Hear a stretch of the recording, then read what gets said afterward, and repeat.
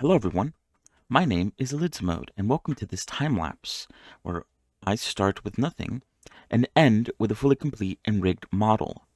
The character in this video is Revy from Black Lagoon. If you wish to just watch time lapse without any commentary, you can change the language to Klingon, and if I set everything up correctly, it should replace the audio with some music. In this video, I will outline my workflow explaining the why of what I am doing, as well as providing where I've learned what I know.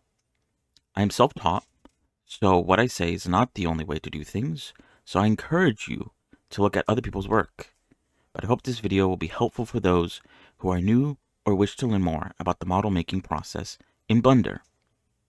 So without any further ado, I first want to start off by showing an overview of all the steps I take in this video. Alright, so this is the basic overview for my workflow.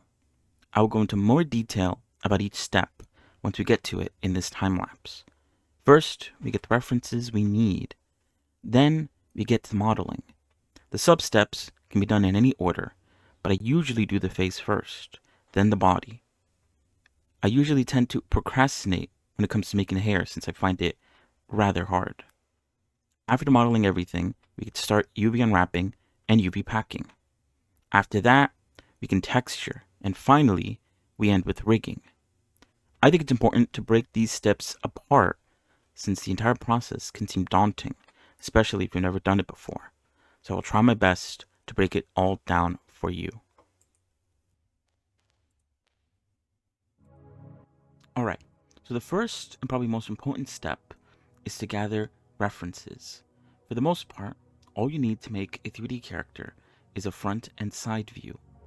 If you're doing what I'm doing and making a pre-existing character, there might already exist references. If you're making specifically anime characters, I suggest looking at the website SETI Dreams. It contains a collection of references from a bunch of anime. Hopefully the character you're making has a usable reference. If your character is not there, or you're making your own original character, the website is still useful to get plenty of inspiration. So feel free to also take screenshots of the character if they're from a show. The more references, the better. But not all references are created equal. The type you're looking for has the character standing still for both the front and side view. It's important to make sure that the front and side view line up, as sometimes the 2D reference isn't 100% accurate, in which case it's up to you to fill in the gaps. Here I'm using edges to mark the face so that the front and side view line up, because the closer I could get the references to line up, the better. I'm also doing it for the body as well, because there's a bit of variation between the front and side view from where the shoulders meet and like the bottom of the shoe. It's usually good to get like an upper and lower limit on those type of things.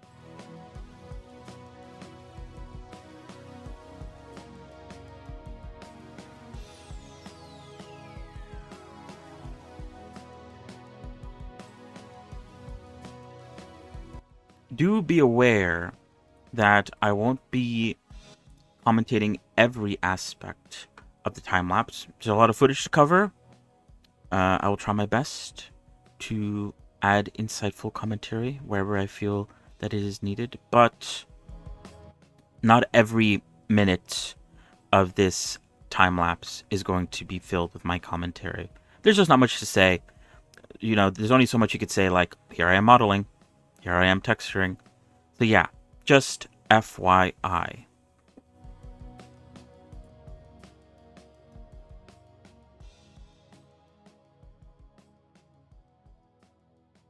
Alright, now we get started with the modeling process. Like I said earlier, I like to make the face first. The way I usually go about making the face is actually taken from another time-lapsed video It's a video called Making Anime Girl in 15 Minutes by Kumo Blender.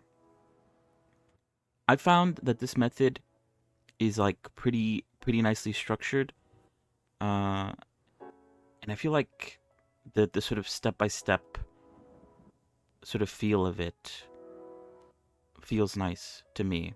I don't know.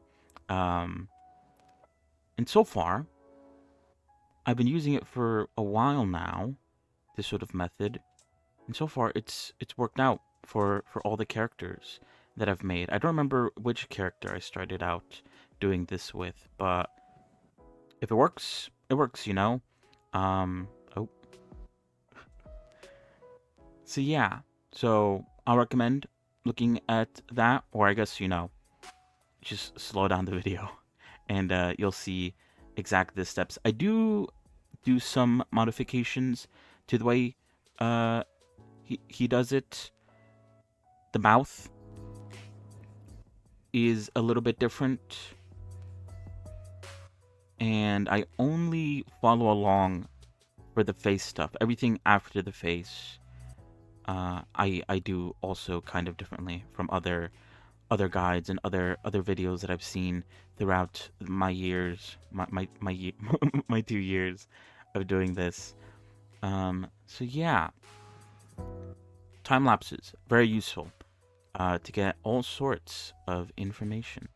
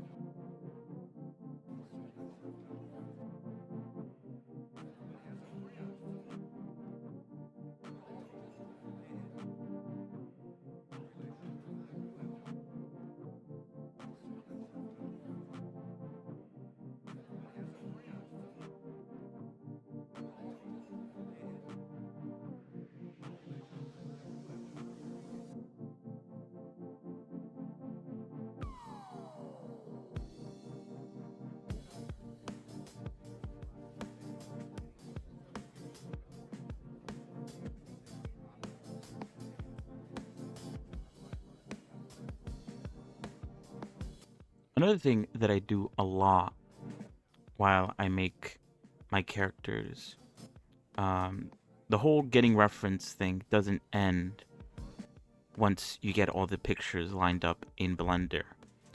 I use a lot of my older models as reference on how I usually do things, because for the most part, if I do one thing one way and I like the way I do it, you know, there's nothing wrong with going back and sort of looking at how I've done certain things and reusing certain steps.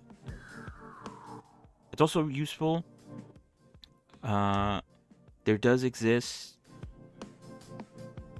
models from specifically gacha games that are available for free to download. It's kind of useful to go through them and look at the topology, look at how they do certain things. The way I do the mouth is actually taken from a character from a gotcha game. And so yeah, it's, you know, references are always useful. They never stop being useful, even after getting all the pictures. Yeah. And here we have the lip creation. Honestly, I'm still not super confident in the way I do the lips. It has gotten better, but I feel like, especially around the sort of sides of the mouth, I feel like it's missing something that I'm not 100% sure. But yeah, either way, once you get to texturing, a lot of the sort of detail sort of gets hidden away by the fact that it's a very simple anime shading. So I guess it's fine, but yeah.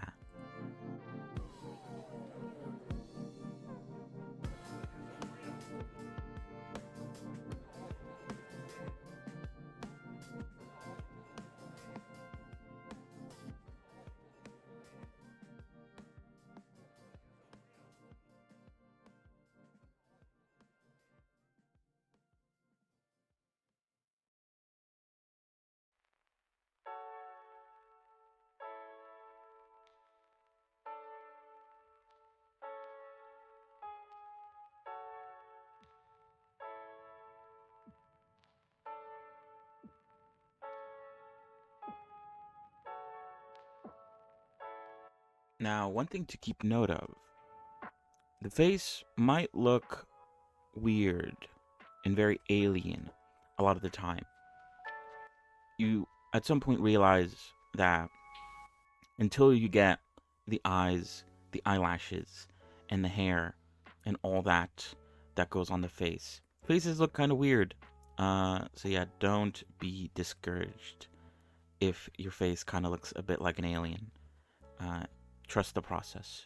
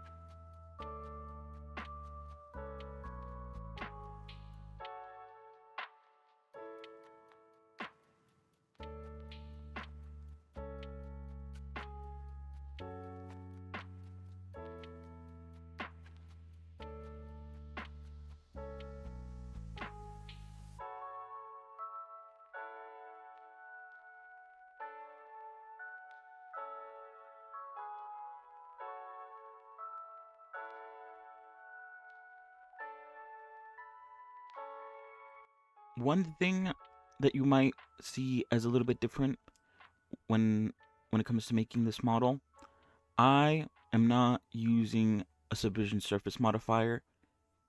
Normally, I would, but for this model in particular, as sort of like a bit of a challenge and also as a bit of a test to see how it would work out, I decided against using a subdivision surface modifier.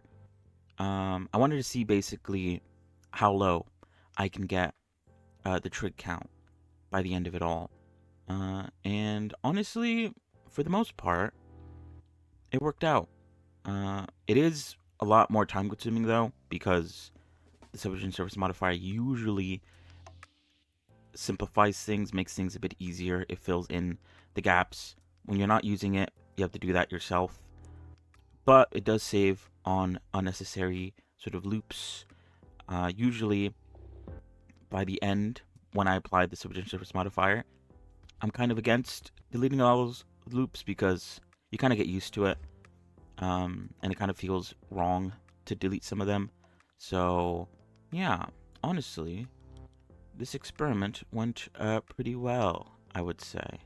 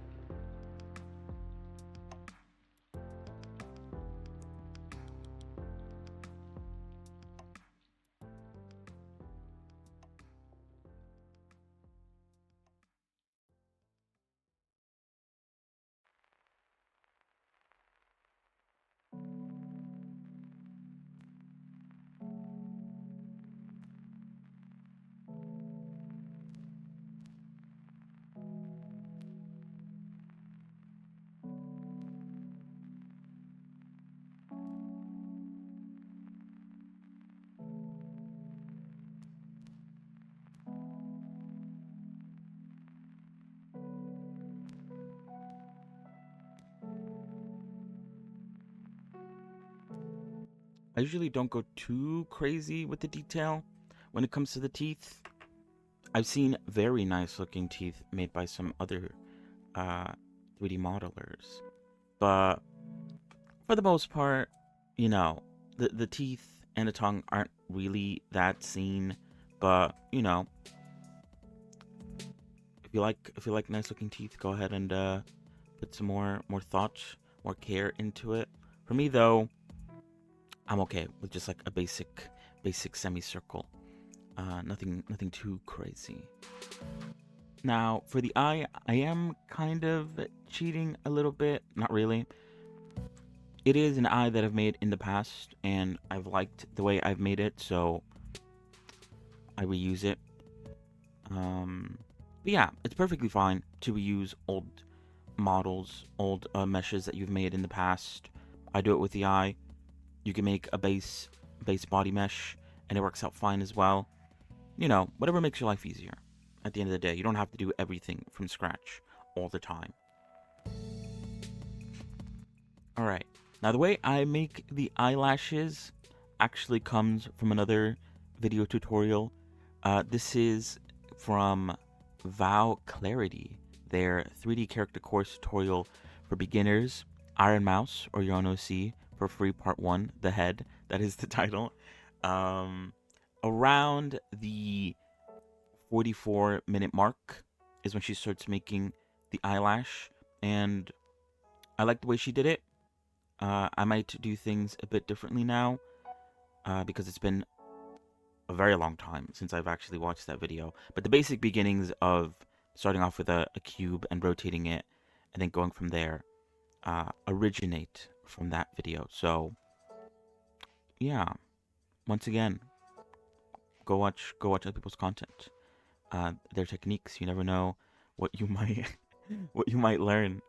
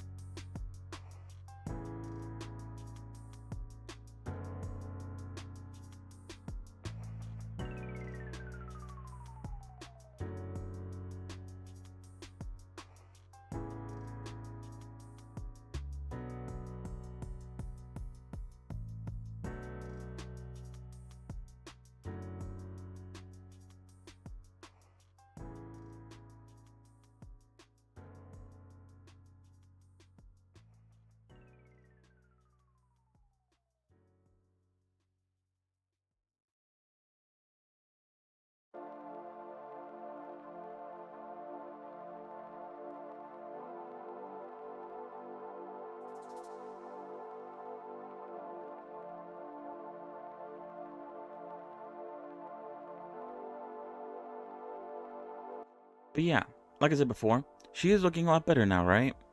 Now that she has her eyelashes, her eyebrows, the little extra details, the eyes as well. She's looking a lot less alien, hopefully. So yeah. So here we are, making the scalp. Usually, most people make the scalp a part of the head. But following the tutorial from Kumo Blender, as I mentioned earlier, he doesn't actually make the back part of the head. And so what I like to do is add a bit of a more low poly scalp, mostly to just, you know, block it off. Allows me to sort of put the hair on easier later on, and just in case, you know, you could see past the hair and into her head, you won't be able to see the inside of her head. So yeah, that's what it's there to sort of protect.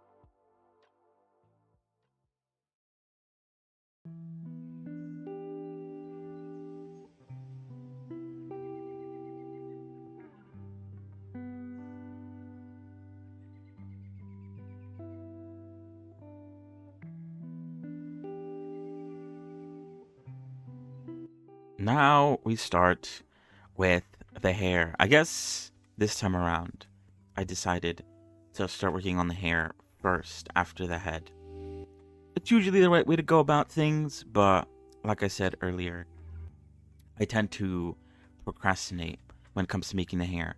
Because it can be a bit complicated, you know. It's kind of, I guess, unlike the body, it feels almost alive and natural, and it's hard to sort of capture that natural sort of feeling, even though it's an anime, and most anime hair kind of is, especially the sort of gotcha kind, is very stiff at times and very like a clump instead of strands. It can still be kind of hard to sort of capture that sort of flow that a lot of the hair should have. But yeah, it seems like I'm not trying to procrastinate this time.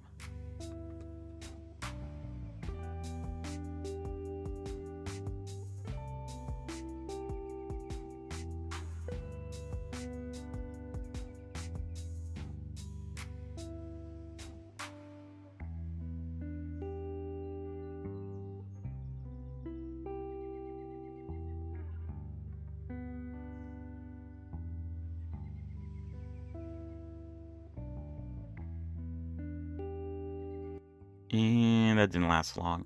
So now I'm working on creating the block out for the body. Once again, doing a little cheat. I'm using this pre-existing block out that I've made in the past, and basically reusing it because it's a lot, I guess, quicker to reshape this block out than to start from scratch. This block out in particular is from a channel called Bran Sculpts. It's a very, very good video tutorial series. He also teaches you how to go from nothing to a fully fleshed out model. For the most part, I've taken the blockout phase and the retopology phase from his video. So once we're done with the blockout, oh yeah, and also the sculpting, all that has been taken from that video.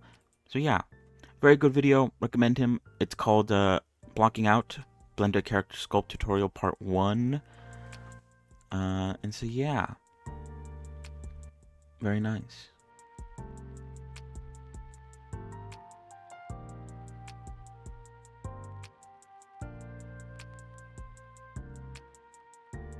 Oop, and there is Reg. I haven't watched the show, honestly. From Made in Abyss. I was just showing off. This was the first model I ever made, following a video tutorial by Daniel Kreuter. I hope I said his name right. Blender 3.0 character modeling tutorial. It's a 40-part tutorial, very good. It's what got me started. So yeah, definitely recommend that one. And we're back to making hair. Usually the reason why I bounce around a lot is because after I finish my stream and I come back the next day, I look at the model, reassess it where I last was the other day, and I kind of decide what I want to do from there. And so, you know, I tend to bounce around a bit. Nothing wrong with bouncing around. At the end of the day, this is all the modeling process. So it all has to get done at some point. But yeah, it is good though to sort of take a step back and come back with a sort of refreshed mind, because you know, you get tired, you might get like a bit, you know, stuck in a certain mindset. So it's good to take a break, come back with a fresh, refreshed mind, and sort of tackle it again from a new perspective.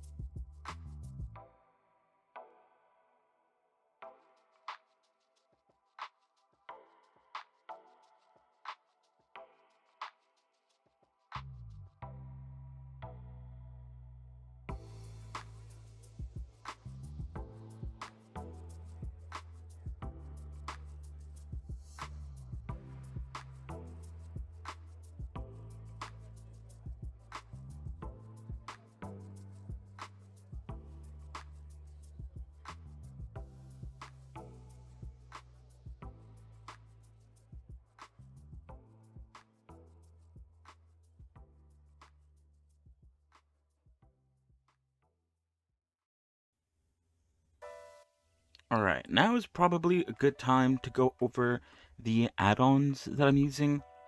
All the add-ons that I'm using are free. There's nothing wrong with paid add-ons, of course. But, you know, as someone who was starting out a while ago, I didn't want to spend money on add-ons, so all the add-ons that I have are free. Also good for, I guess, teaching, perchance. If all the add-ons are free, no need to ask any of you to go buy anything. So yeah, I am using F2, which basically allows you to press F to connect faces. Very simple, very easy. Loop tools, a clutch. I use the relax and space button on loop tools very often throughout the time lapse. Mio 3 UV. That one we'll obviously use later. But yeah, very useful for organizing your UVs. Old modifier menu.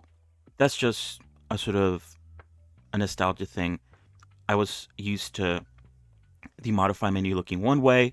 They updated it, I believe, in like Blender 4 point something. But this add-on makes it look like how it used to.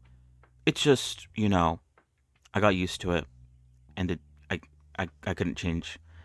Rigify. The only reason I use this is to get the rig, the basic humanoid rig. It's still pretty useful though. Very good. Robust weight transfer. Very good. Free add-on. Very useful for when you are trying to transfer the weights of the body to the clothing, which is what I usually do. Very, very nice. Screencast keys, that just allows me to show what kind of keys I'm pressing at the bottom left of the Blender menu. Very good for streaming. SK Keeper is a add-on that allows you to save or keep your shape keys even if you have modifiers. Shout out to It's Kuke for letting me know about this add-on even existing. So yeah, usually if you have a mirror modifier or any modifier and you want to apply it, you can't if you have shape keys. You have to delete all the shape keys and then you can apply it. With this add-on, it allows you to apply or to apply the modifier while still keeping the shape keys. Very useful. It doesn't always work, but I think majority of the time it does work. I also have a time tracker that I think installed like sort of halfway through making Revy. This is a way for me to keep track of how long I've been working on a project. And then finally, the best, or maybe not the best, but one of the best add-ons that I use, UCU Paint. This allows you to texture in layers. Now you can normally do this already with the shader editor, but this makes it a lot cleaner. It keeps it all in like one nice, simple to understand window. And yeah, I've been using it for a while. It's very useful. Highly recommend it. Layer-based painting for Evian cycles. That's what it says. So yeah, those are the add-ons that I'm using for this time lapse.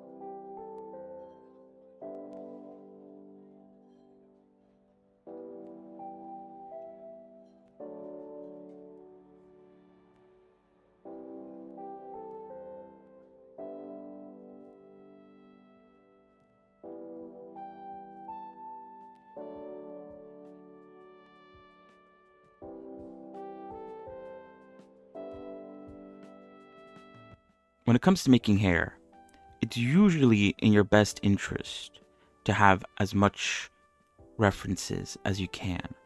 Obviously, with this character, there exist plenty of references, but speaking on the other characters that I've tried to make outside of stream, if you don't have hair references, it definitely contributes to the difficulty. Because as I said before, hair is very flowy, very, I guess, alive, you could say. And so if you don't have proper references, it could make things a whole lot harder.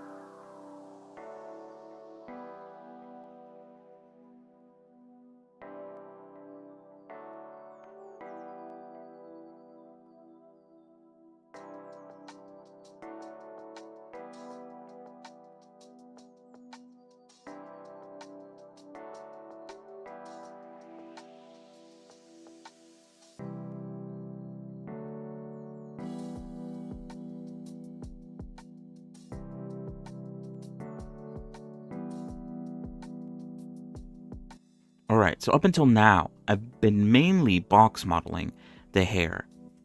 Mostly because the top part of the ponytail is a very simple shape. It's basically just a glorified circle. But for the back part of the ponytail, and also for the sides, I've decided to use curves, almost as like a bit of a guide on how I would want the ponytail to look. Later on, I retopologize it by basically using the curve as a place for the vertices to stick onto. And then I make some slight modifications, obviously, because, you know, the curves aren't perfect. They are just there for a guide.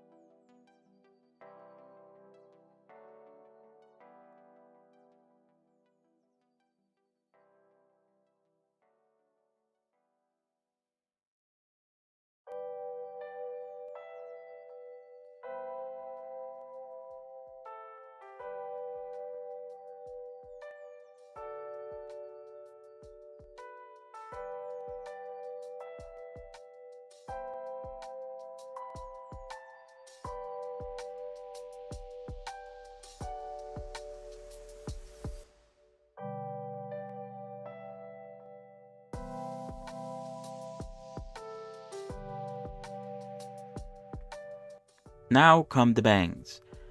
Now this is a pretty clear example of the sort of front view reference being a bit different from the side view reference when it comes to these sort of anime characters. I'll just say models. In the front view, it doesn't come out that far, but obviously from the side view, it wraps around and almost covers her eye. And those are the sort of issues that you're just going to have to work through and sort of try your best to make it work. It's not going to be perfect, obviously, but, you know, try to figure it out.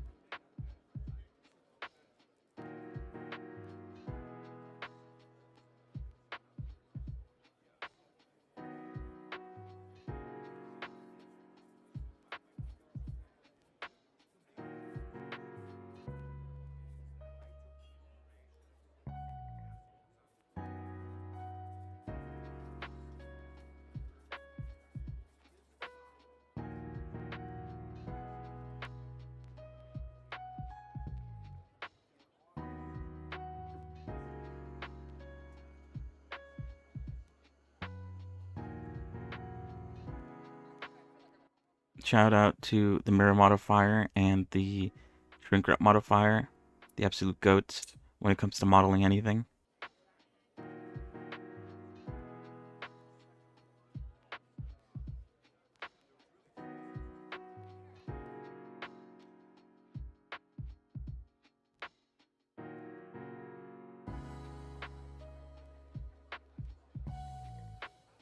Now for these side hairs, I did want them to be a little bit different from each other, so at a certain point I applied the mirror modifier and started adding strands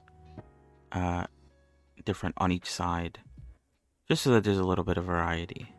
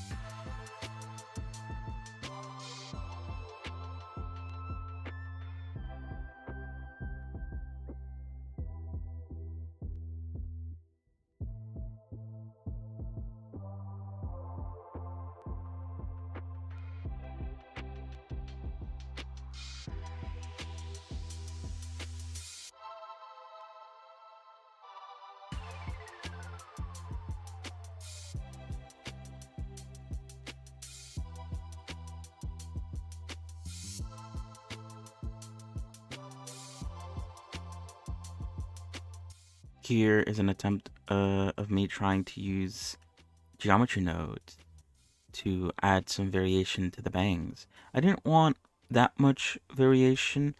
Obviously, the sort of topology and overall shape was going to stay the same, but I did want certain strands to be longer than others on each side.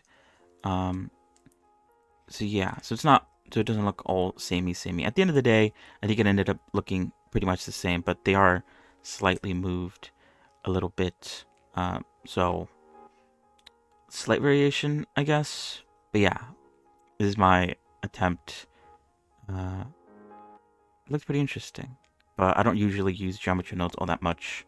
I'm a bit of a geometry node noob. So yeah, I had help with this.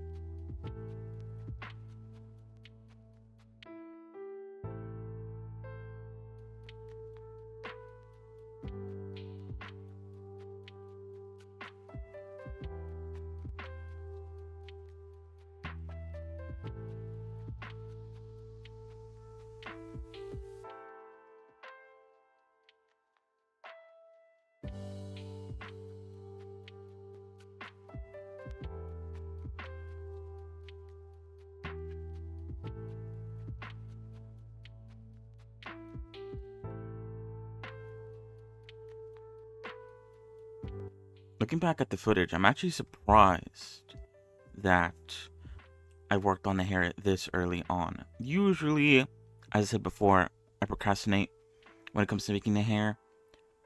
I did end up procrastinating when it came to making the winter version of the hair, specifically the hair down version.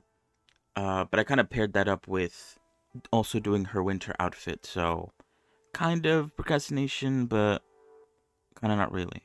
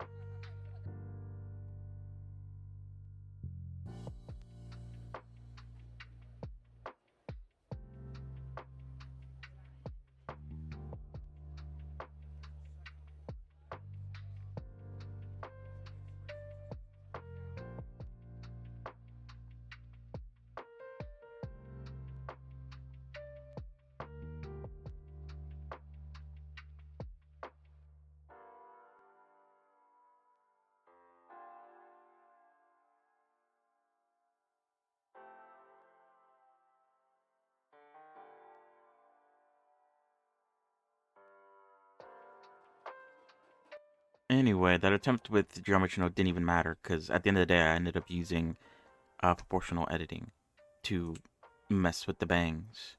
I also couldn't combine the side hair to the entire sort of ponytail mesh because they were different, and obviously, as far as I'm aware, um, the mirror modifier, you can't have two different sides, so I had to wait until I knew I was done with the mesh before I even was able to apply the mirror modifier, and then I could go ahead and combine the sort of side hairs and then work on the bangs.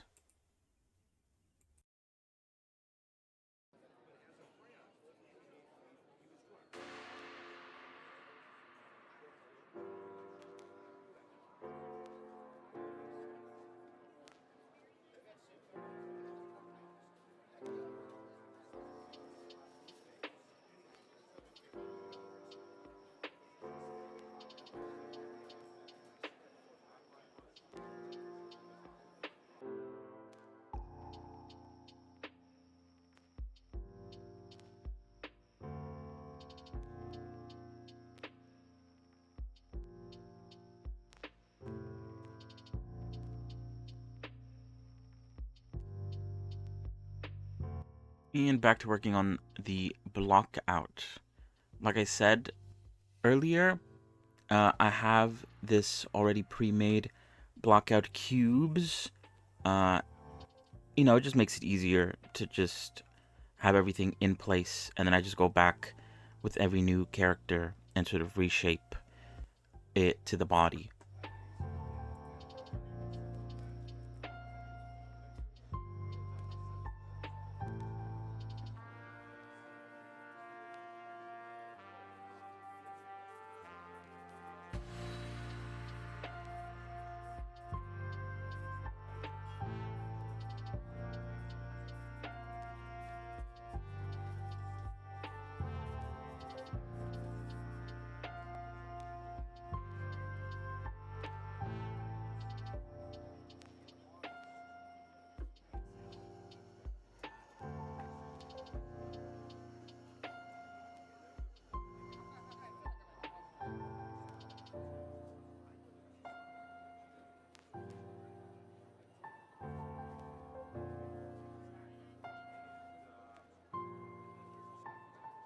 Now, this is when I start actually pulling screenshots from the actual show. If screenshots for your character exist from an already existing show, there's really no reason not to go and try to get some screenshots from the actual show. You know, the sort of front and side view are very limited on how much they can provide in terms of reference. So, you know, nothing wrong with a little bit of extra help, especially for this body, since the front and side aren't completely stood still. They're kind of rotated in a way, not 100% T-posed either.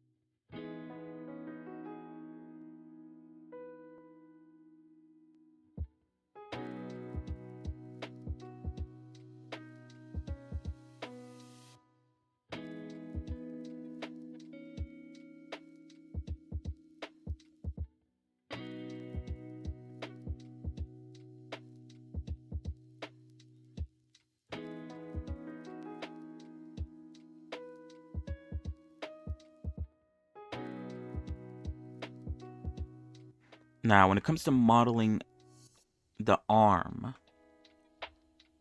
I usually take a sort of view of the arm from the reference and position it so I could view it from the top view. Usually, most references don't have your character in a T-pose, and a lot of the time, some references even have them in a bit of an A-pose. I've come to find the T-pose works kind of nicely. That's sort of what I'm used to, so that's sort of what I default to. So yeah.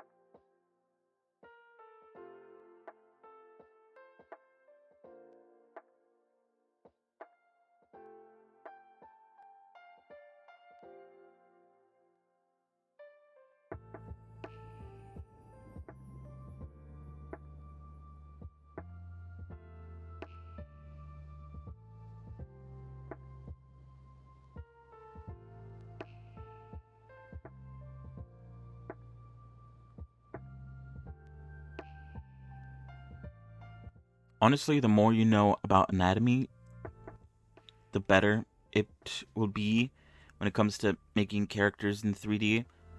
My knowledge on anatomy is at the moment very limited. Um, I definitely do have to do more on that aspect, but you could kind of cheat yourself around that sort of limitation by just following the references as close as you can, and sort of also kind of eyeballing it too, seeing if like does this make sense as a body, but anatomy very useful.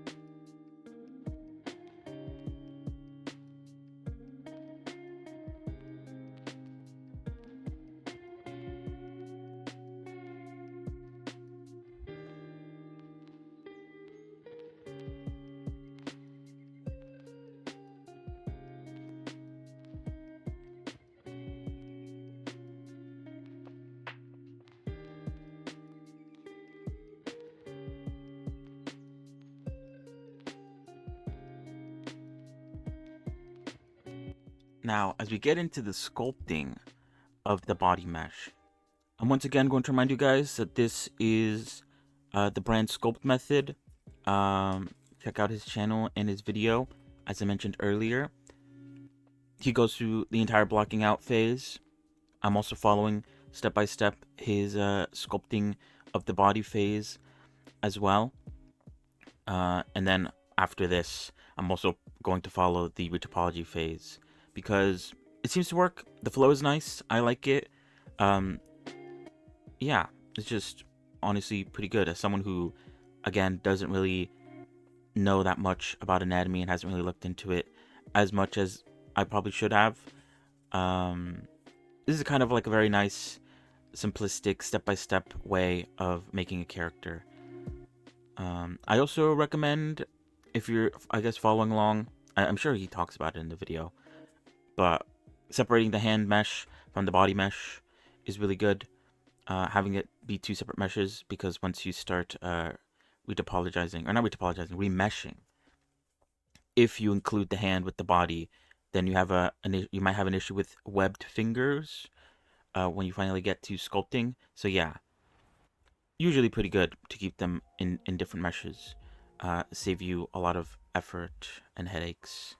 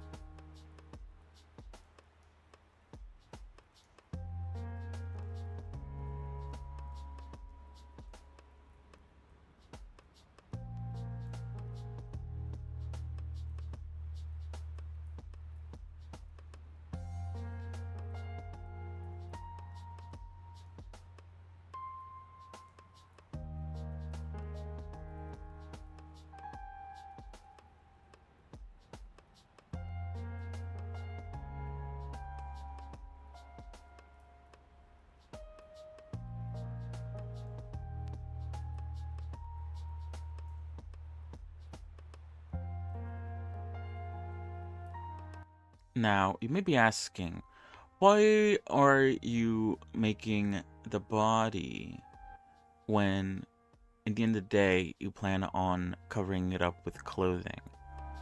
I'll probably go more into that once we get over to like the rigging, weight painting section. But just like the basic, it's a lot easier to sort of make the clothing once you have the body. Almost like a mannequin, you can kind of just like use the body as a sort of place to put vertices on. And after I retopologize, I usually duplicate the parts where I want to put clothing, because it makes it a whole lot easier than just starting from the beginning.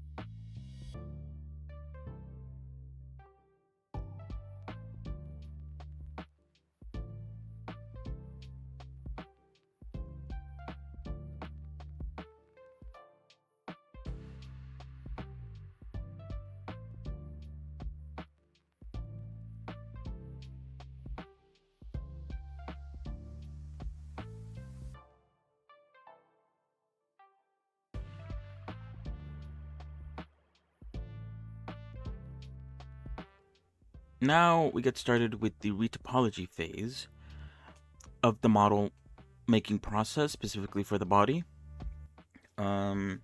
We do this because when you remesh the body, it increases the trig count by a whole lot. I don't even know the number, but an insane amount, which is pretty unoptimized.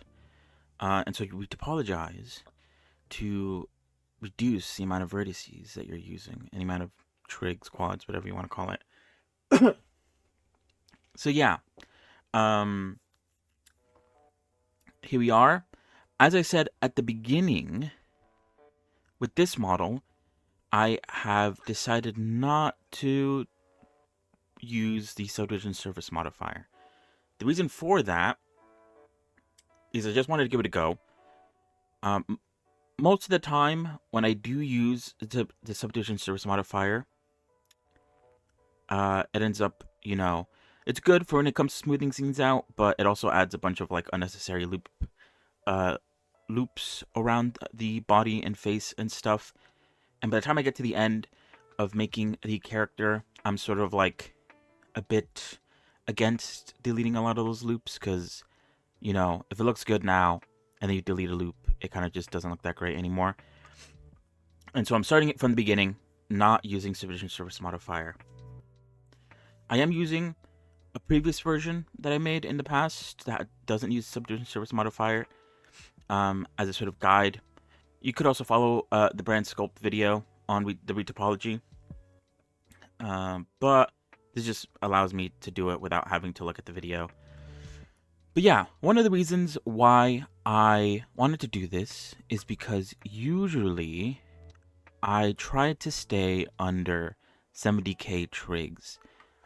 The reason for that is mostly because of VR chat. If you don't know, if you want to put a model into VR chat, they usually recommend that your model stays under 70k trigs. Not quads, trigs. That's a very important distinction. So yeah, so I kind of adopted that as a bit of a soft limit when it comes to making my models. Depending, it could vary. It's not like a hard limit, but this is something that I decided to sort of keep with my models, and I wanted to see how low I can go if I didn't use subdivision surface modifier and I just, added loops where I needed them. So yeah.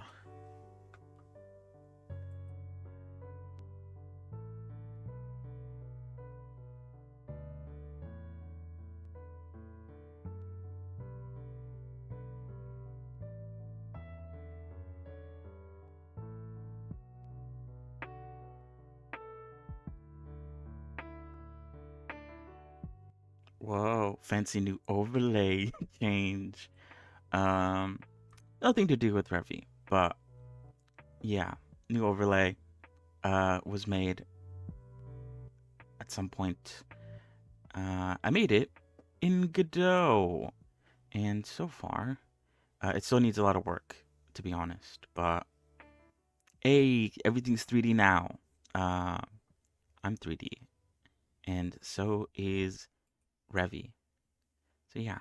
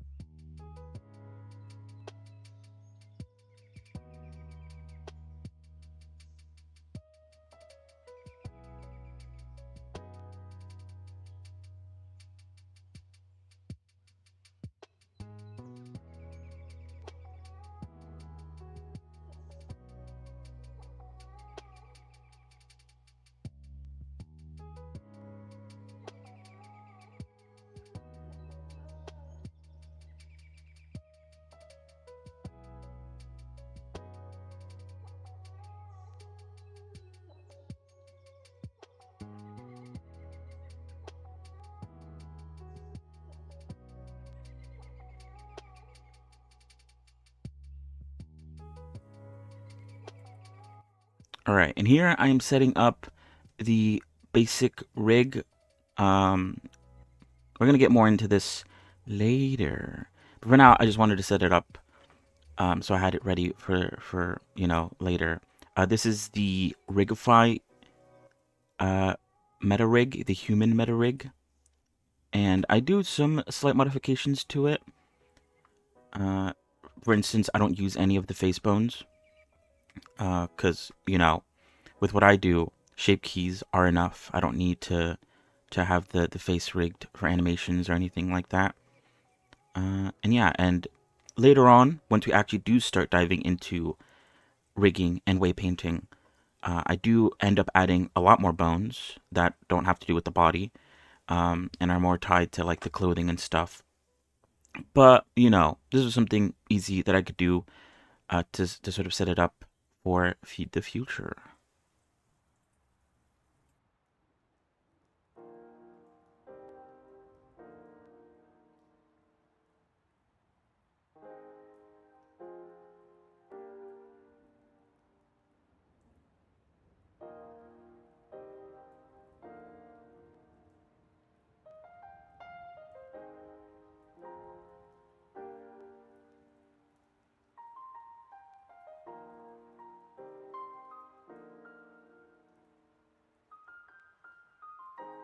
All right, now we're getting started with the clothing.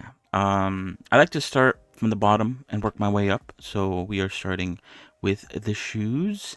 I didn't explain it before, but obviously her foot is not very detailed, mostly because I, from the beginning, intended to replace her foot with the shoe. To save on vertex count, there's no need to fully model the foot when it's going to be covered by the shoe the entire time. I am also pulling references from real life shoes and boots and stuff, because references are always good. And Revy in particular uses sort of clothing, especially her shoe, that already kind of exists in real life. I think it was someone in my chat, shout out to Catless, for suggesting that I'd look for the actual real life shoe. And so yeah.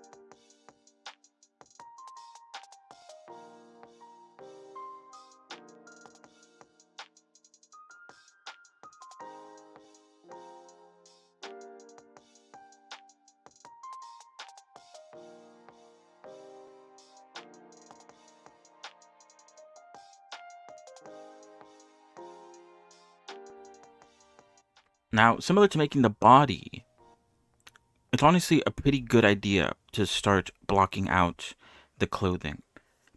Sometimes it can get pretty complicated, an outfit, so it's good to start off with a block out and then sort of add more loop cuts, more detail as you go on. Otherwise, you get stuck trying to do it all in one go. Start off simple, start off small, and then add to it. Yeah, it makes it a whole lot easier to digest.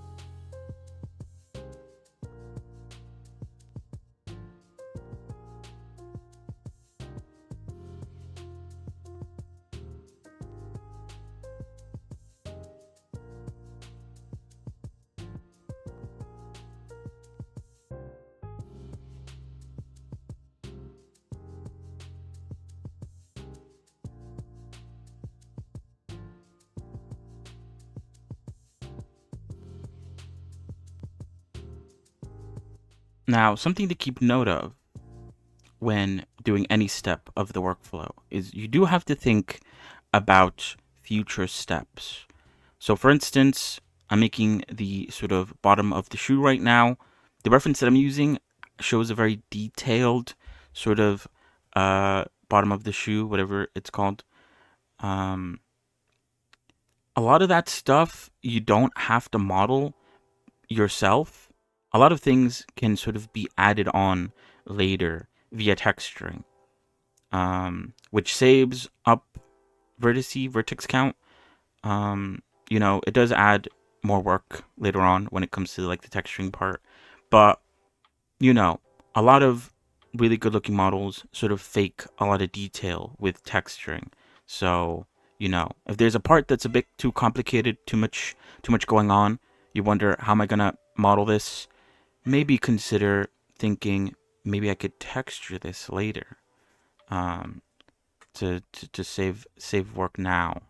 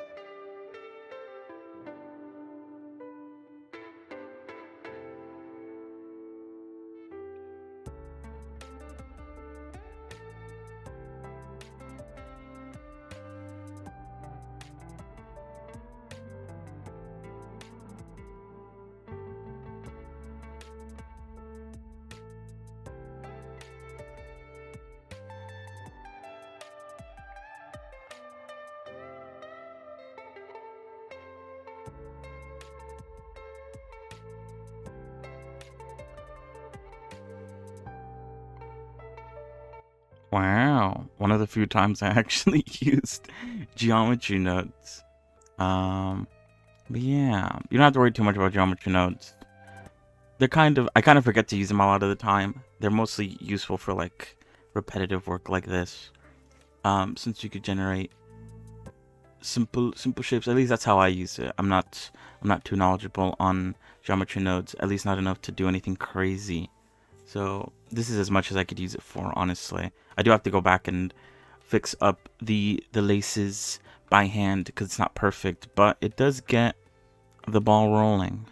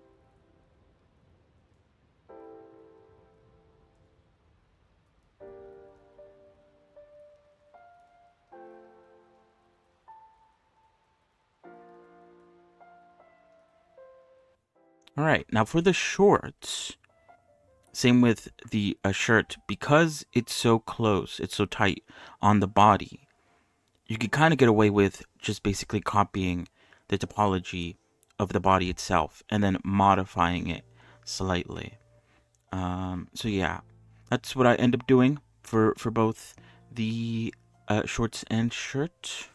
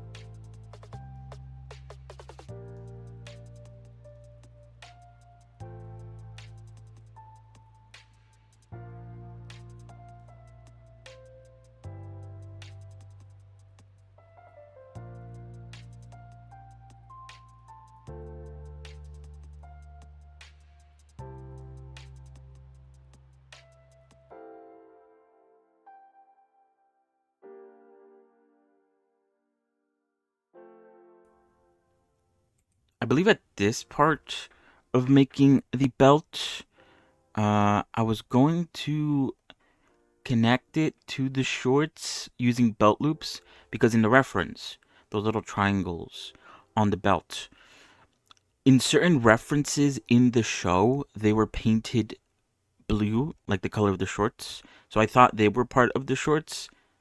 In other references, they're painted sort of like a brass color, and are more part of the belt. You know, some references can be confusing.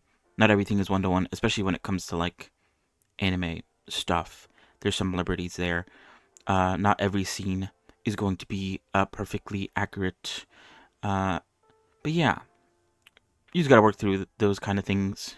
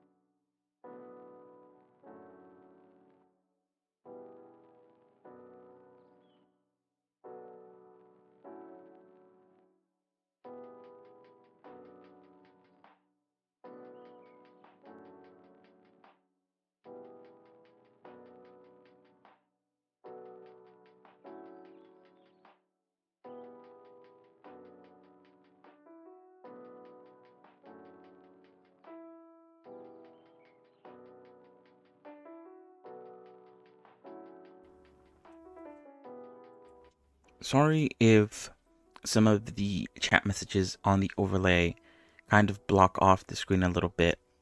I do fix that a little bit later on. The font size does decrease the longer the message is, and after a certain amount of time, the messages do delete themselves automatically. But new overlay. It's not perfect, but yeah, I'm working on it.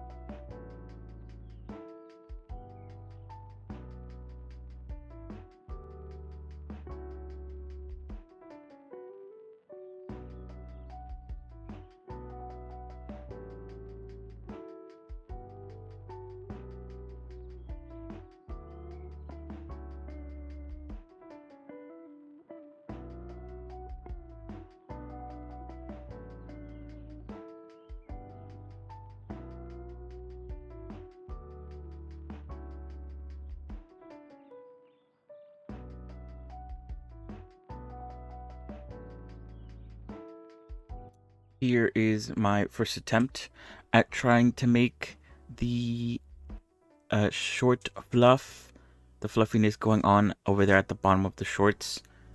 Honestly,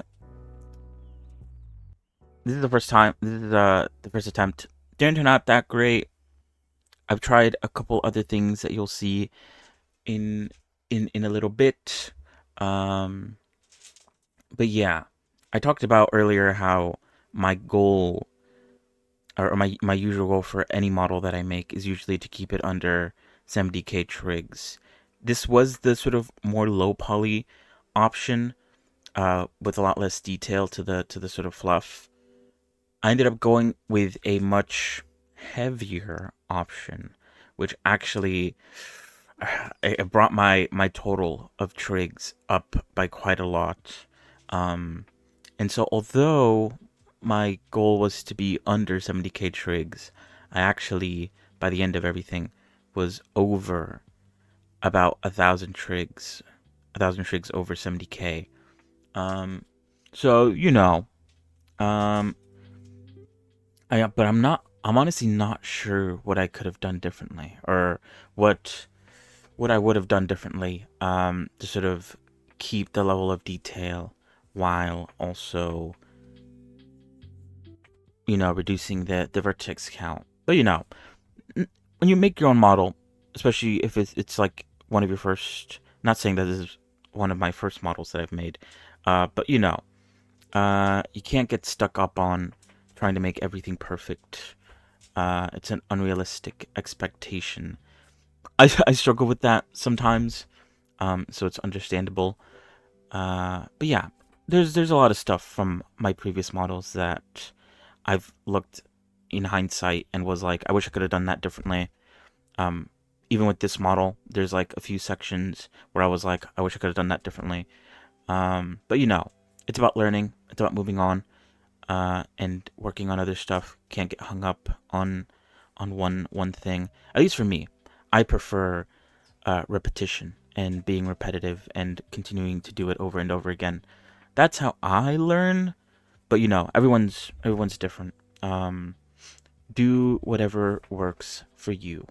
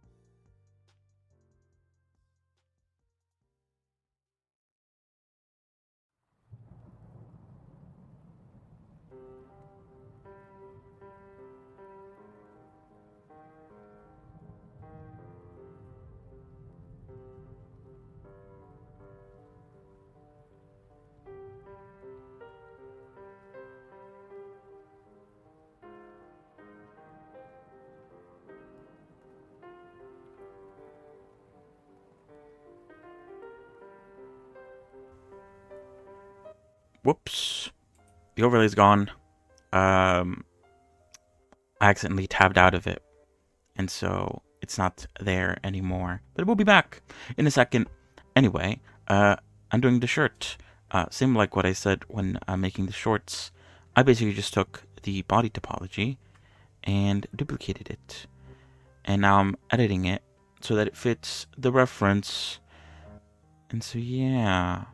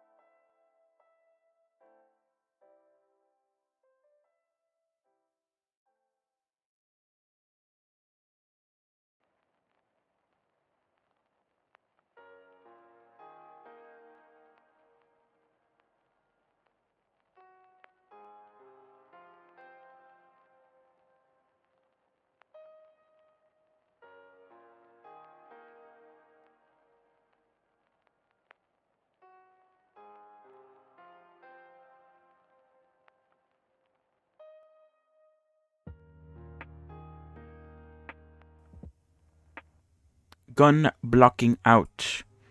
That's what I'm doing. I'm pretty sure that all the work that I did on blocking out the gun in this stream got kind of thrown out the window in the next stream. Nothing wrong with sort of redoing stuff, deleting stuff. That's kind of the benefit of coming back after a day, sort of getting a new perspective, as I said before, and tackling things a bit differently. Luckily, Revy's gun already exists in real life. She has the Beretta 92F sword cutlasses. So I was able to get some pretty good references. The only difference, I think, is that the barrel is like an inch longer. It's a modified gun, I guess. And there was even references for a replica of her gun that I believe was given away for some sort of contest award or something. But yeah, very lucky.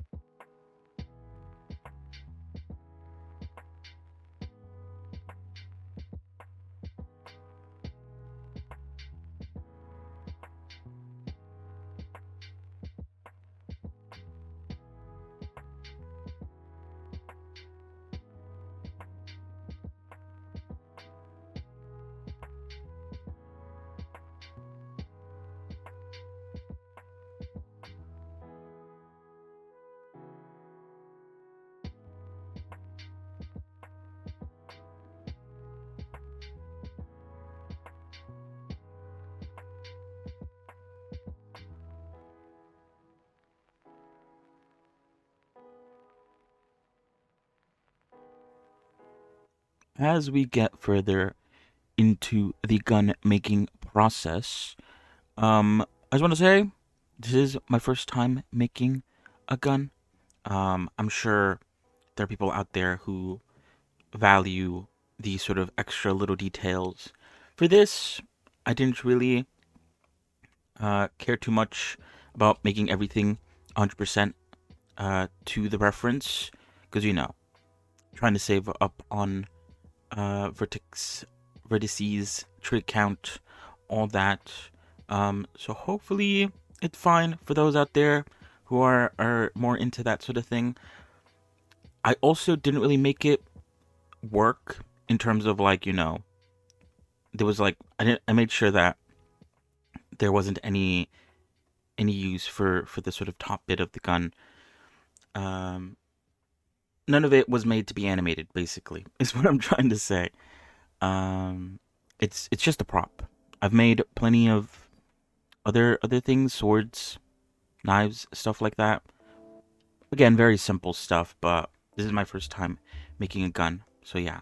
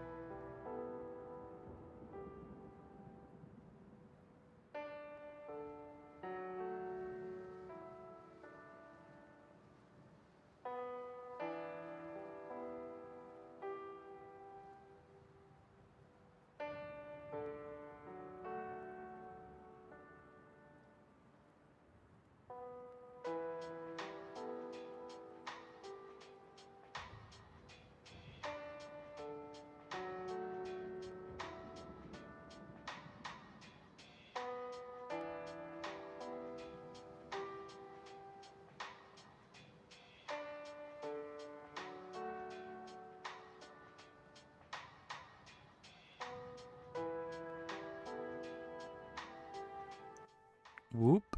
This is where the idea to put Revy into Deadlock came from. Yeah, I modded this character model into Deadlock. She replaced the Haze model. The Haze. But yeah, she's out right now. If you play Deadlock, I'm a Deadlock enjoyer. You could check out her mod, Revy Haze. I believe it's what it's called. But yeah, that has nothing to do with what we're doing, but I saw the messages on screen. I remembered it came from a stream, the idea. So yeah, just a random fact.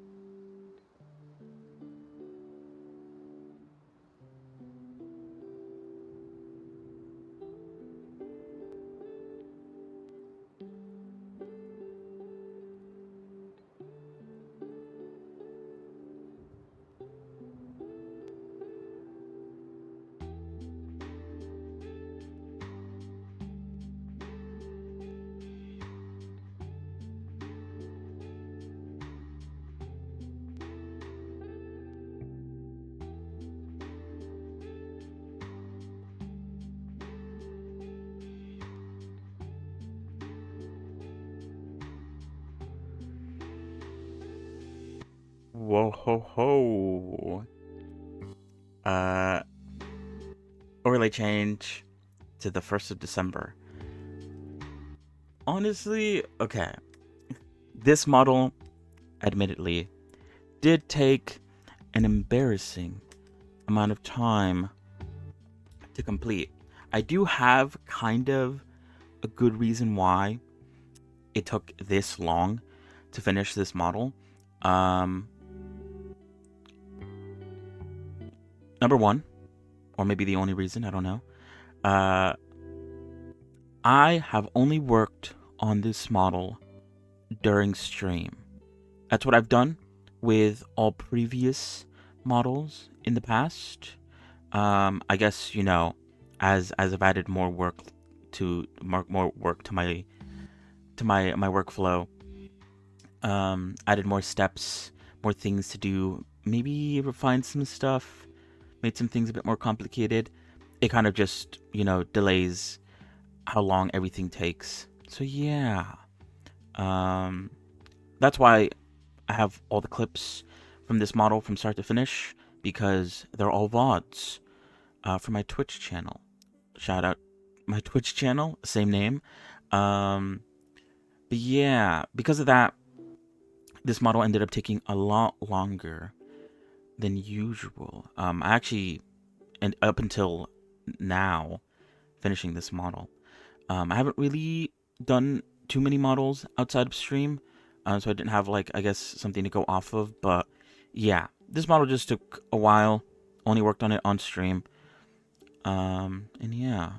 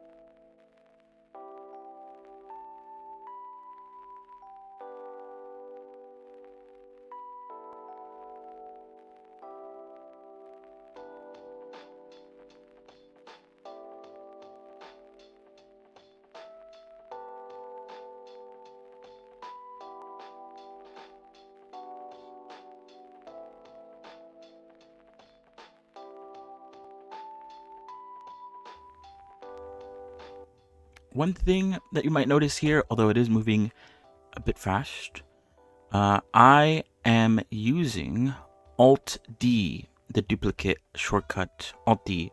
It's different from just the regular sort of duplicate shortcut. It links the two objects together. So in this instance, I did Alt D on the holster and then brought it, sort of straightened it out, so it's a lot easier to work with. And any edits that I make on the sort of straightened out version of the holster get carried over to, you know, the holster that's more in position on the character. So yeah, Alt D, pretty useful. Keybind, yeah.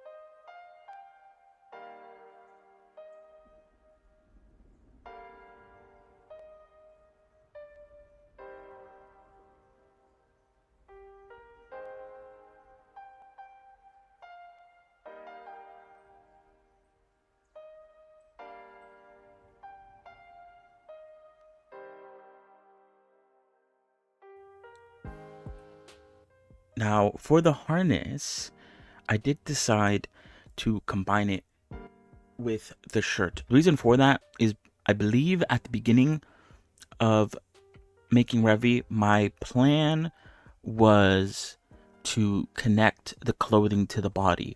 Kind of again, I was just experimenting, trying to do what a lot of sort of gacha games do, where the clothing and the body are connected. That plan ended up falling apart because I also did decide to do the winter outfit, and it's just convenient to not connect the clothing to the body, because then I'd have to have two different meshes of the body basically, and that would further increase the trig count, which, like I said, I try to keep under 70k trigs. So yeah, at this stage though, I think I was still going into the headspace that I was going to combine the shorts to the body, the shoes to the body at some point. But yeah.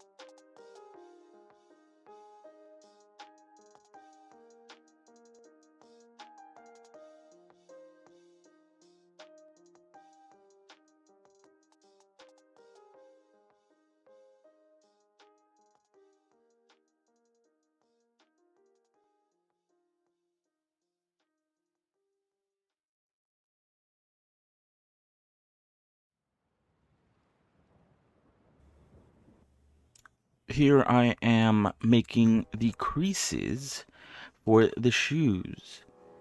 If I remember correctly, I only did this for the shoes for now. Once I actually got into the UV unwrapping, I ended up doing this for the rest of the clothing. But it was kind of a bit of a test, slightly inspired by the way Deadlock handles its creases, a bit more sharp. But yeah, I think it turned out pretty nicely at the end, but it was a bit of an experiment.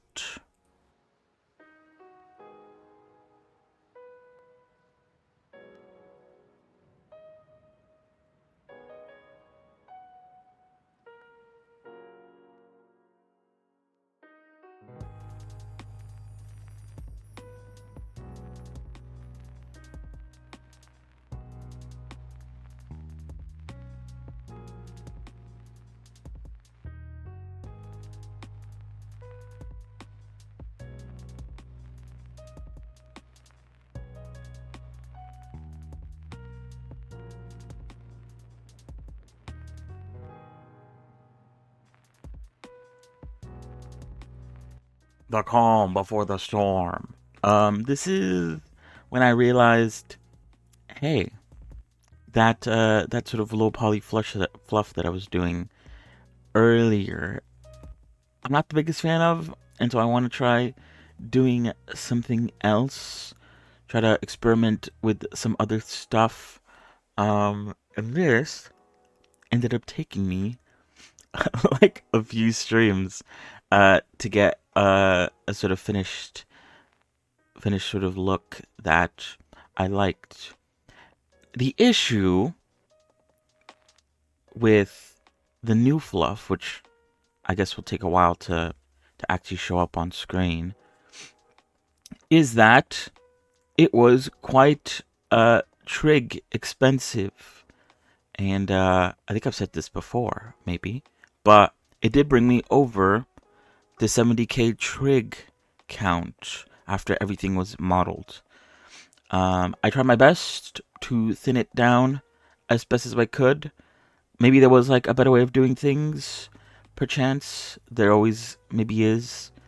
But it was only over 70k trigs by 1,000 trigs. So it wasn't like anything too crazy. And so yeah, at the end of the day, it looks alright. The end product at least, not what's going on right now. So yeah.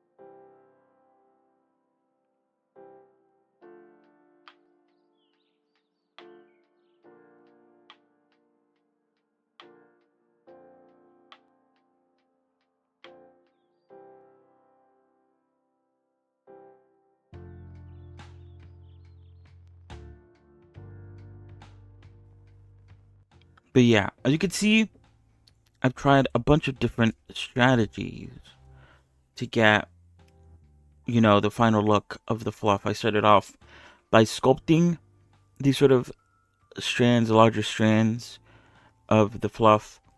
I then decided to do some like weird something with like hair cards. I think that's what it's called. Some sort of like hair stuff to try to make some sort of like fluff. Using geometry nodes as well. There was a lot of like experimenting when it came to this sort of thing. And yeah, at the end of the day, I wanted it to look a lot like, very briefly, you might have seen it there, a model from a gacha game, from ZZZ, the Nicole model. That was the sort of inspiration that I had going into it, because I think it looked pretty good there. And yeah.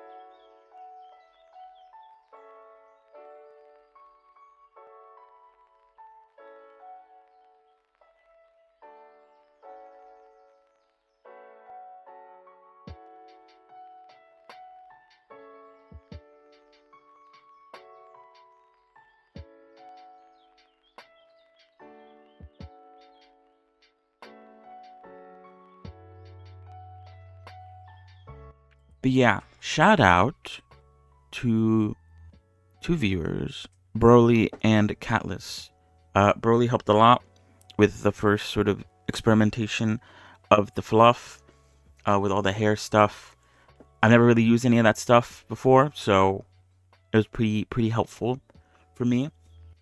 And what you're seeing now, these hair tufts were made by Catless. I actually don't remember what he did to make these. I think it's like a geometry nodes, a combination of stuff. But yeah, I actually ended up using this and making some slight adjustments to the sort of tufts in order to make the final sort of fluff on the character. So yeah, shout out to both of them. Very helpful. I appreciate their suggestions.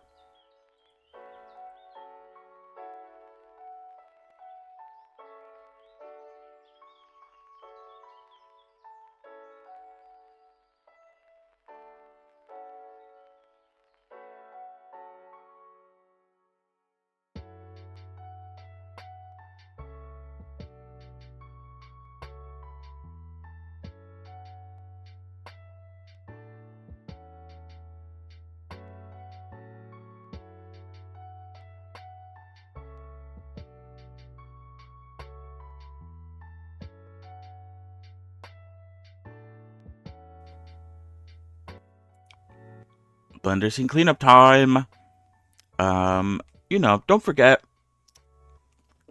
it does get pretty messy the longer you work on something.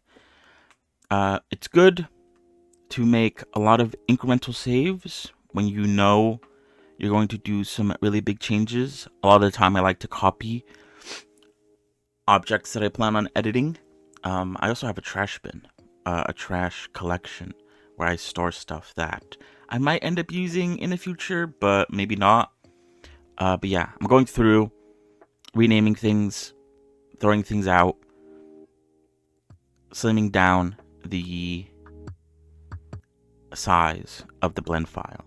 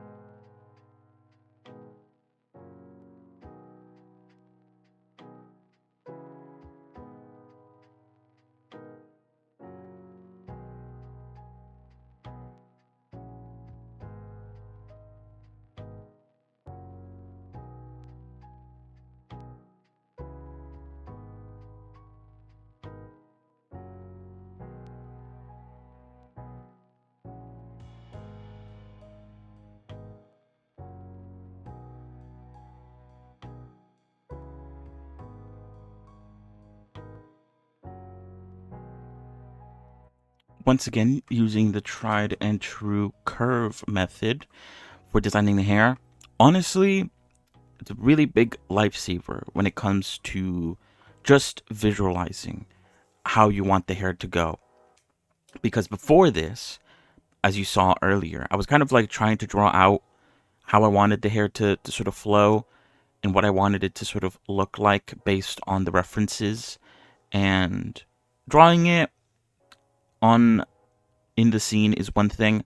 Actually being able to visualize it with curves is a completely other thing. So yeah, very useful.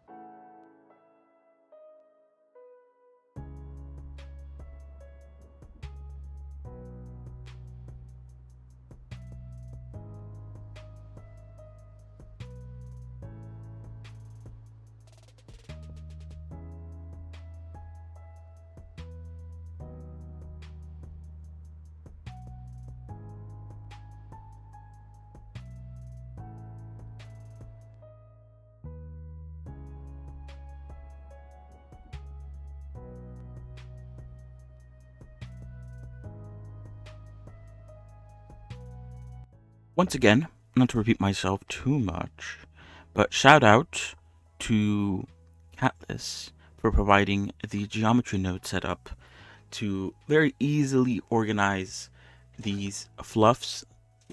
And also shout out to Broly for helping me modify it a little bit to fit more of my needs, and play around with some of the values. But yeah, so now I go through the painstaking task of reorganizing everything, because obviously it's all generated random. I do want it to have some cohesion.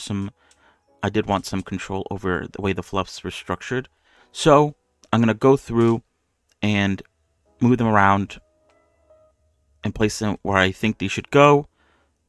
And afterwards, I'll also have to retopologize it, because I can't just use this as it stands. That would add too many vertices.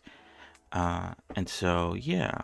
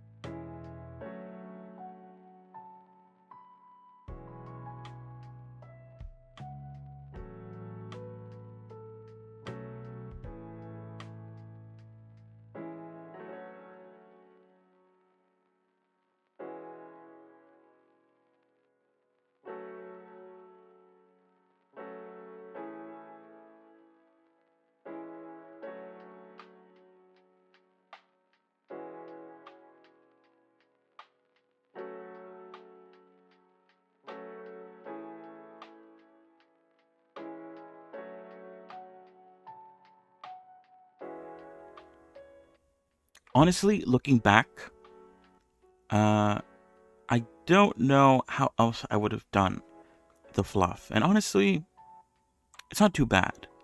The only thing that I would probably change if I were to go back is probably the way I retopologized the fluff.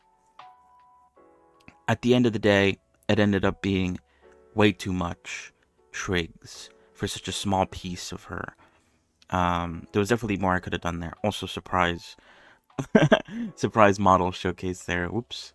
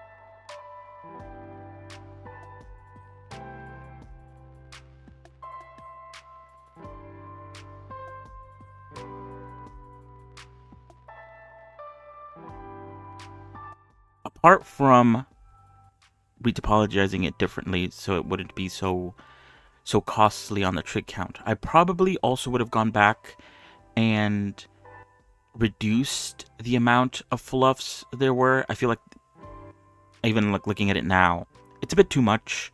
Maybe bigger and less fluffs would have been better overall.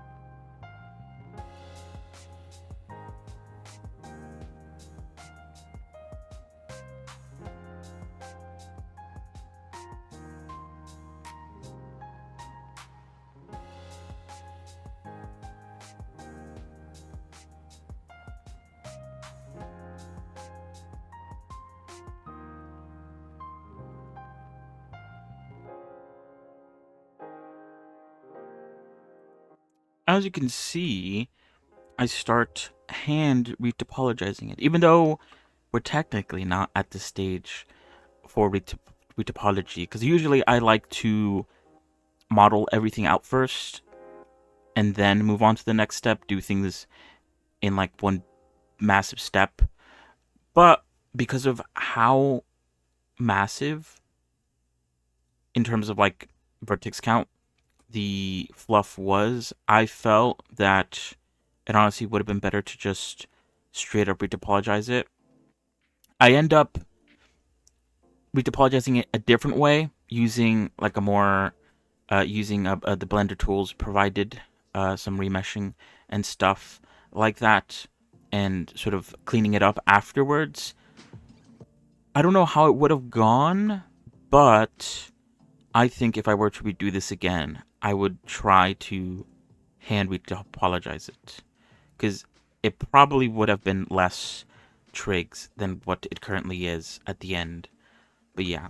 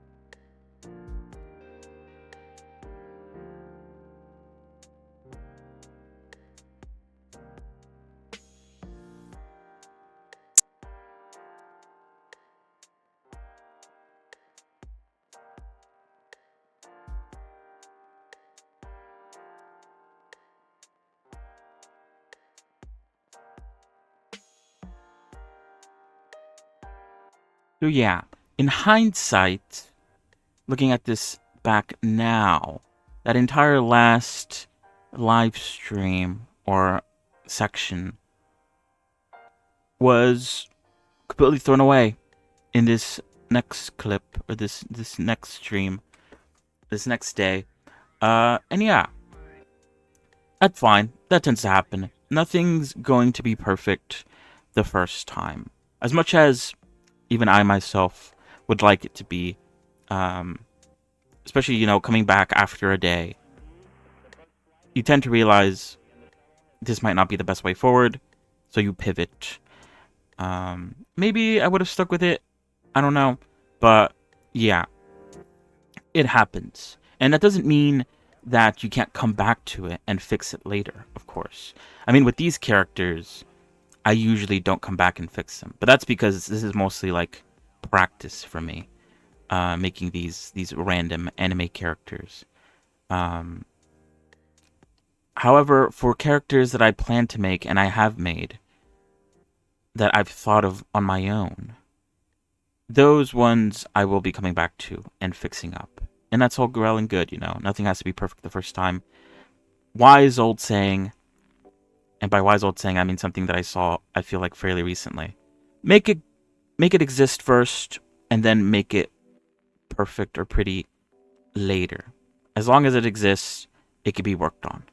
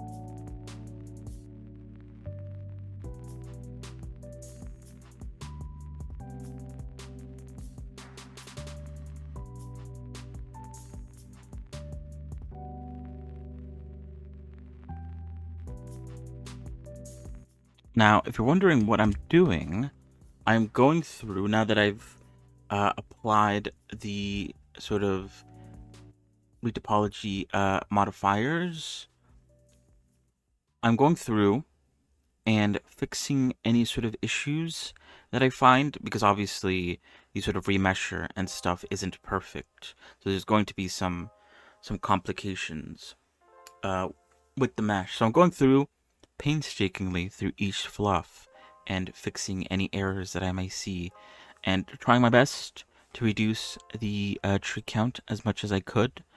And yeah, I'm making that visibly known by the red bands on the sort of tips of the fluff. Working my way all the way around until I'm done.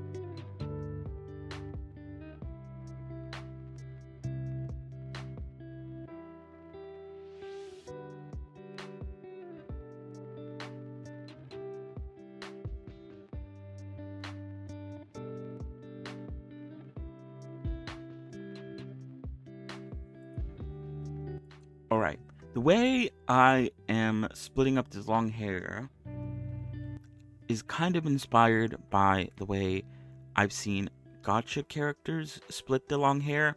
Now, I usually don't do long hair.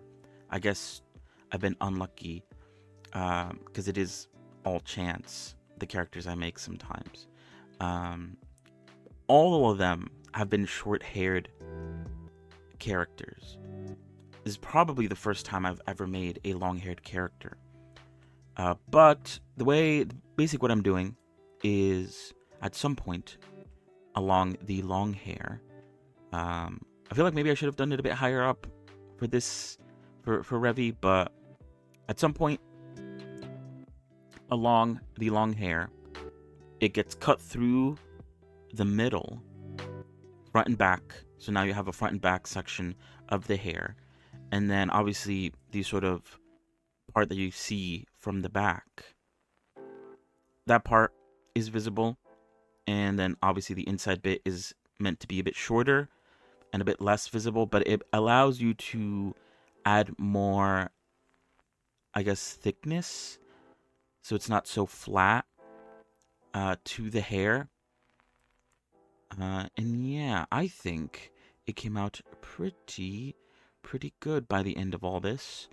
But yeah, splitting it up allows you to have more hair to work with. Otherwise, it just comes out a bit flat, a bit thin. And that's usually what you don't want with long hair. I feel like I also started the sort of back part of the hair, or I connected the hair further down her head, the back of her head, so that, because I feel like a lot of characters, not to like, I guess, call them out or anything, but I feel like a lot of characters, the sort of hair comes from like way higher up the hair, so that if the hair gets somehow flipped up, they look bald from the back. Nothing wrong with that, obviously, but in a way to try to sort of not have that happen with Revy, the sort of hair comes out from further down her head, and I think that looks pretty good at the end of it all. But yeah.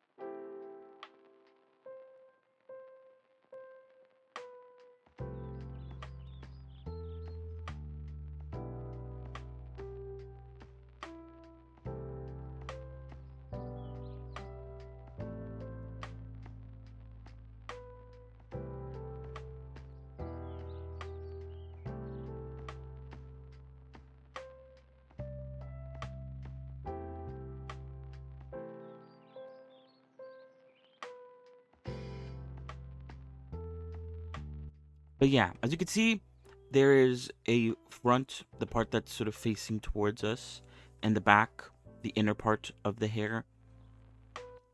by the end of it. You probably see what I mean by I wish I would have done it like higher up.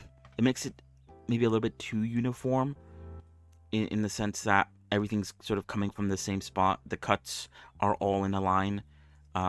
Maybe divvying up the cuts a bit at different levels of height would have been a lot better. Everything's a learning process. Every character I make is a chance for me to learn something new. That is, I guess, the good part. I like repetition. I like doing things over and over again, making characters over and over again. That's how I learn. Obviously, everyone is different. This Revy also sort of taught me, or made me realize, that I also really like sort of sharpening my edges. I think it looks pretty good. It looked good with the bangs. It also looks pretty good with the long hair. But yeah, you discover stuff you like, you learn. That's the good part.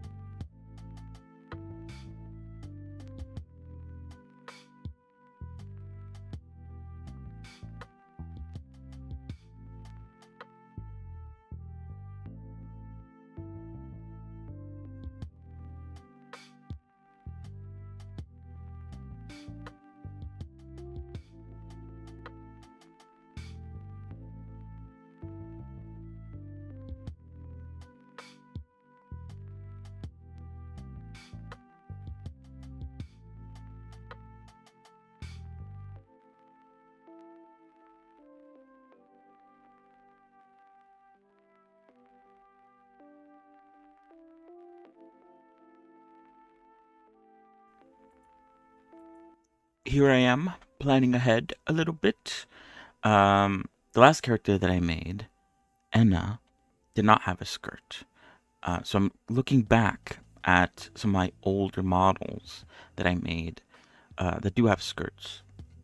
Because yeah, in the future, or not in the future, in a bit, I'll get to rigging, and so I need to plan out exactly how I want the skirt to work, how many loop cuts I usually do, and so yeah, it's pretty useful to have old models to work on. But obviously, this can be done with any model. It doesn't have to be your own. Any model works. But yeah,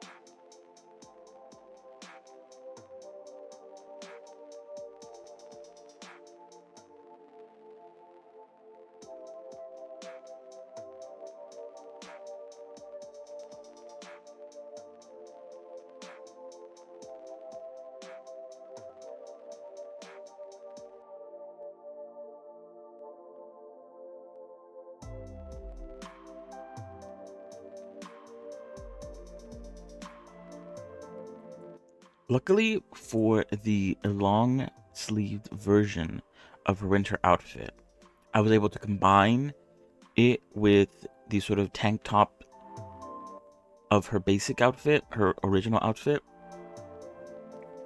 which meant that I didn't have to do a lot of work. And of course, the arm uh, for the long shirt was also just a duplicated from her original arm mesh. That's why I usually like making the body underneath first. It makes making the clothing a lot easier. It almost acts like a bit of a mannequin to put the clothing on top. There's also a second reason why I like to do it, which goes more into I'll get more into it once we get over to the way painting section. But there's a lot of benefits to making the body first. If it was like an original character, you could also keep the body and to make more clothing later on. For these characters that I plan on moving over to Unity and VR chat and VTubing-esque type things, because I am trying to stay underneath 70k trigs, a lot of the body underneath that won't be visible in both outfits will get deleted later on. That is something that I have thought about, and I'll probably show once we get closer to the rigging and even the UV unwrapping phase. So yeah, very important.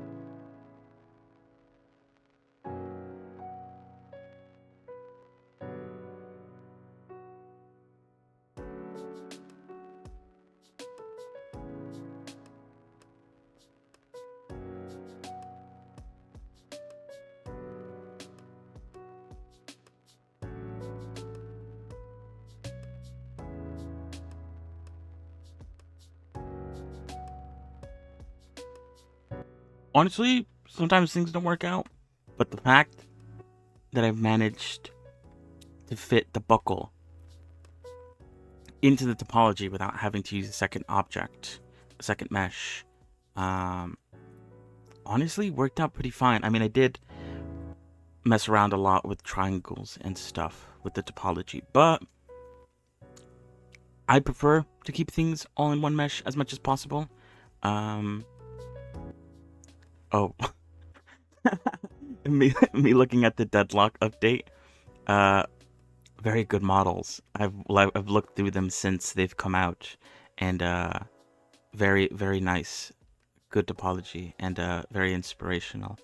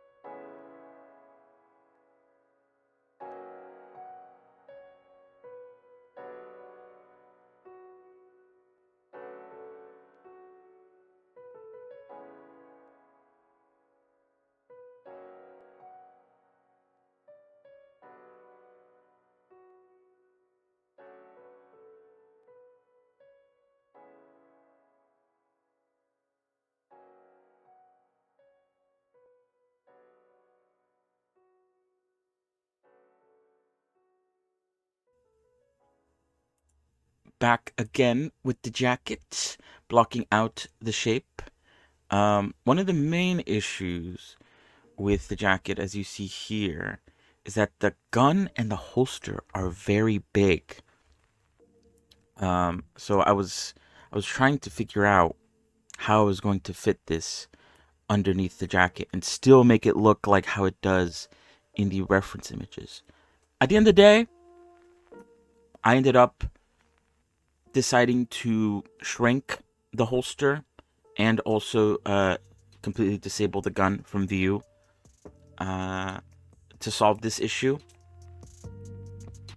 It works a lot better once you bring it over to Unity, because that is an option that you can do specifically for when you want to bring them into VR chat in Warudo. Obviously, this tutorial won't cover that. Maybe the next one will. Ooh.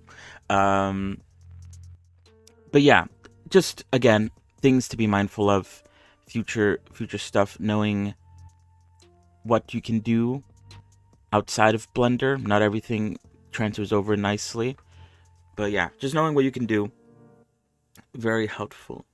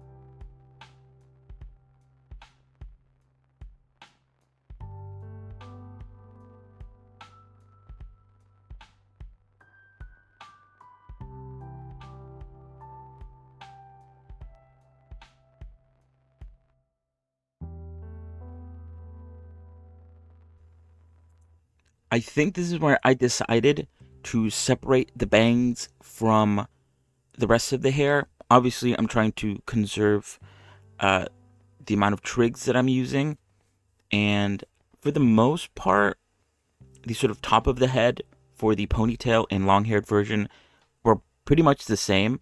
I think in the beginning I cut out part of the back of her hair, and I was going to swap between the two, between the ponytail and the long-haired version.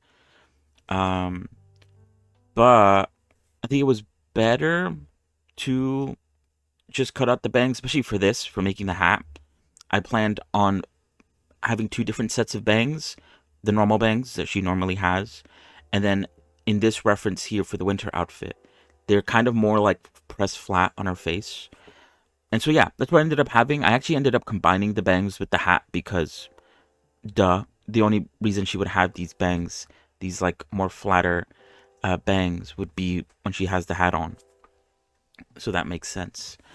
But yeah, a nice way for the most part. Since they're both the same, the ponytail and the hair, at least when it comes to the sort of back and side hairs. All I have to do is swap the bangs, and it just all works out.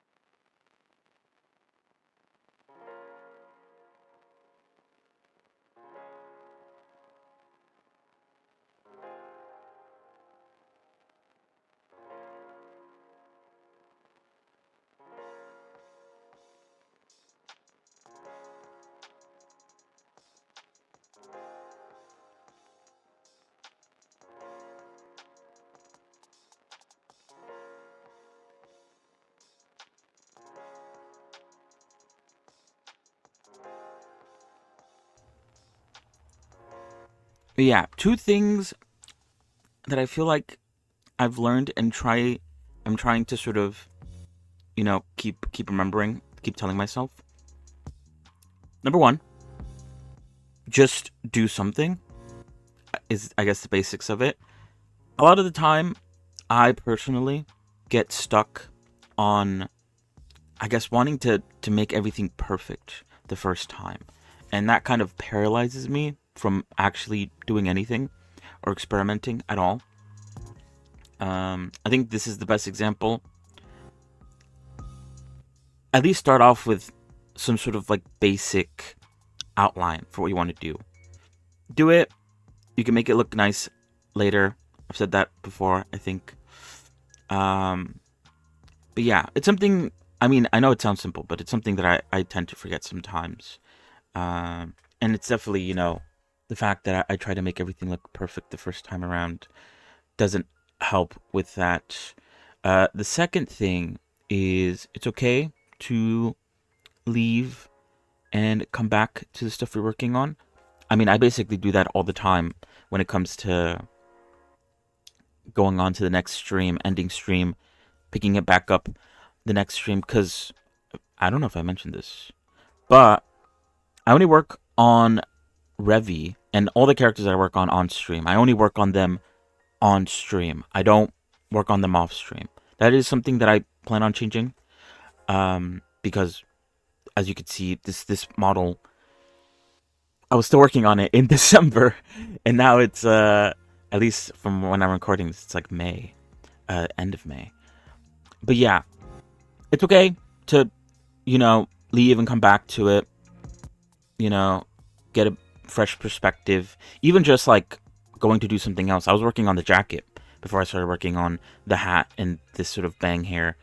And now I'm not working on the jacket anymore. I will get back to it. Just I didn't want to do it, so I moved on to something else. There's always something else you could do, even if it's not on the same character. You could work on a different character or work on something else entirely, nothing related to Blender at all. But yeah, it's okay to leave. You could always come back to it. There's nothing wrong with that. And yeah.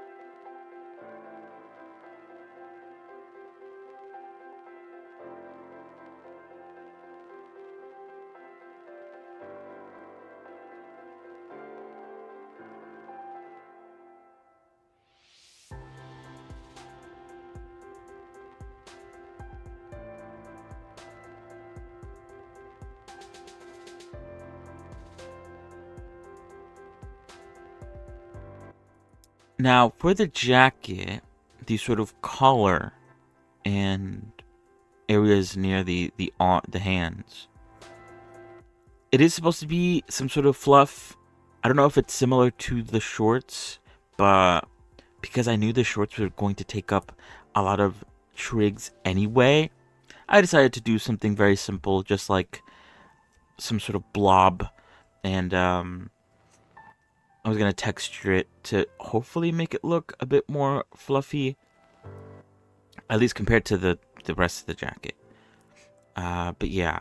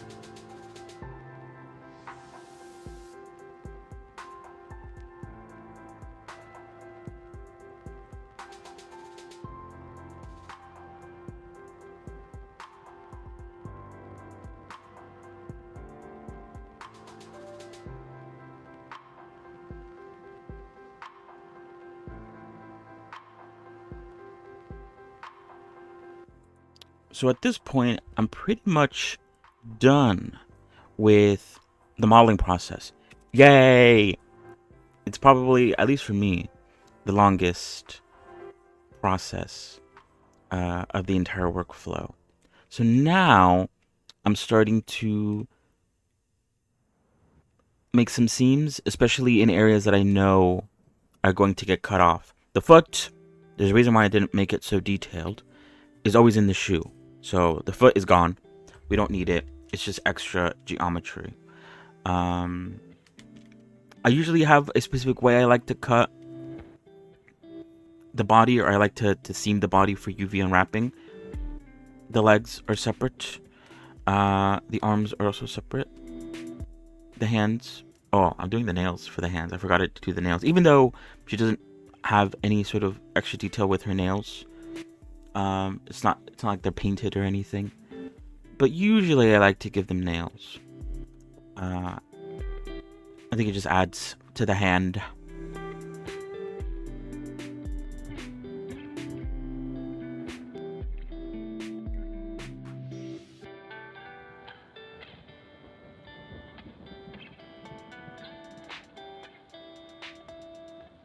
Now, what is UV unwrapping and UV packing? Basically, by doing UV unwrapping and packing the UVs, it allows us to texture the model a lot easier. Basically, there's two ways to look at it. The UVs are basically like the skin of an orange. If you were to peel an orange, you'd get, the peel, and you can lay it out flat on the ground.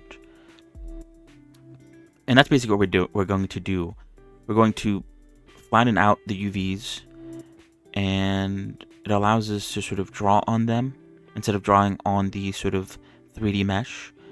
The peels are still part of the 3D mesh, It's kind of like the next thing. If you want to look at it like a square, a cube. A cube, obviously, is three-dimensional. But if you ever were to lay a cube flat, or cut it up to be flat, it would look like a T, right? All flattened out. It's a lot easier to draw on a flattened out sort of image than it is to draw on the actual cube. And so yeah, UV unwrapping, UV packing basically allows us an easier time to paint on the 3D model.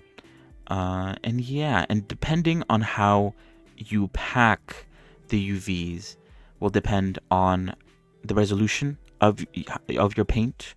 The smaller the UVs are on the UV square, the less detail they will have, and the bigger they are, the more detail they will have. So that is something that you have to plan ahead.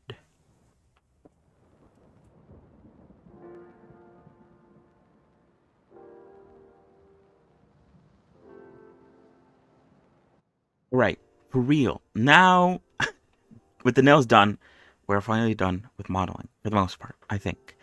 Um, so now we can begin the process of UV unwrapping. Um, I kind of separate UV unwrapping and UV mapping mostly because, as you can see here in the video, I am writing down how many sort of materials I'm gonna have. Each sort of UV map is gonna have its own material, its own texture. So I need to make sure that I'm not doing too much. I usually do one for the face, one for the body, and then one for the hair, and one for the clothing. Now, obviously, I take some time here to also decide how exactly I want to store stuff. You know, especially for the characters with two outfits like this, I might need two different textures for each of the clothing. If I can try to save space, save on the amount of textures that I'll be using, that's usually for the best. But yeah, so we're starting off with UV unwrapping the shoe.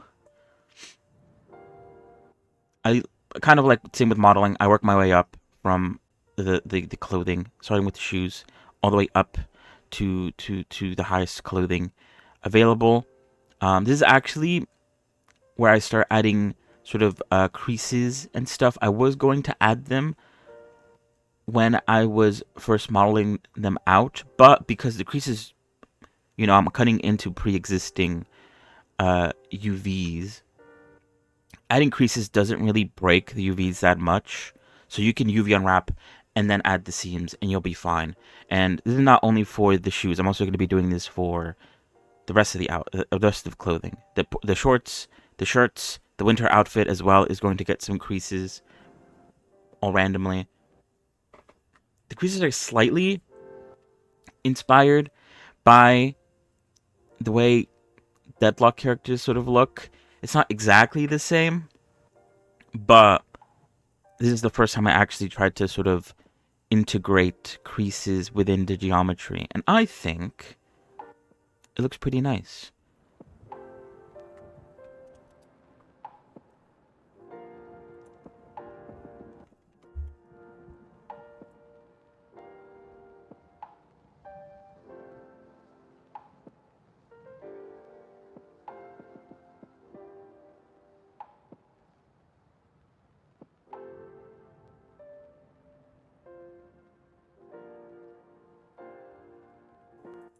I usually don't apply the mirror modifier until after I do the seams, mostly because, obviously, once you do apply it after doing all the seams, they get transferred over to the other side. There are certain parts of the meshes that I don't want to be stacked on top of each other, which is usually what happens when you apply the mirror modifier afterwards. But I usually fix that later. It's usually some major bits. It's quite easy to tell, at least for me. Um, and yeah, I'm doing the fluff later because there's a lot of stuff to do with that. So I'm doing that later. It's fine. And so yeah.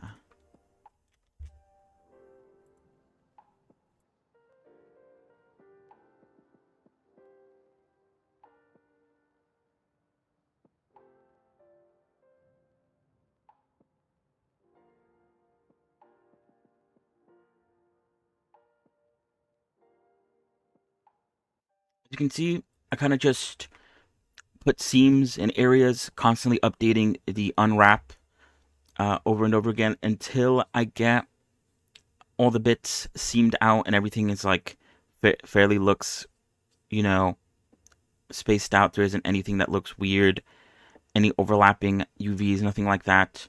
And then I put them to the side, mostly because the first step, at least for me, is to get them all UV unwrapped first, and then later I go through and I sort of decide where I should put them on the actual UV square. So yeah, I do them in steps. I'm not trying to do everything all at once. I think it's better to have everything together first and then go through it all, because then you know how many sort of bits you have in total and how much space you're going to end up needing in the end.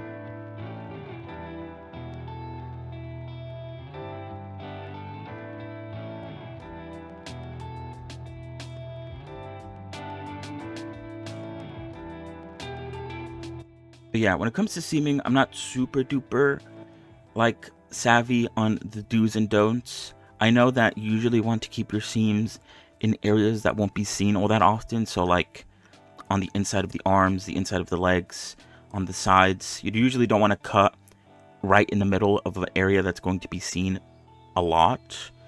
Like down the middle of the face, that's usually not the best place to put a seam. But yeah, I'm basically just going through each mesh that I've made and marking out the seams. At the end of the day, once I get to actually UV unpacking, I might go back and sort of break some seams apart. So this is kind of like a bit of a roughed seaming. Most of the things I keep from this, TBH, but there's certain areas, especially like parts that won't be seen all that often, can definitely be shrunken down so they don't take up as much room on the UV square. But yeah.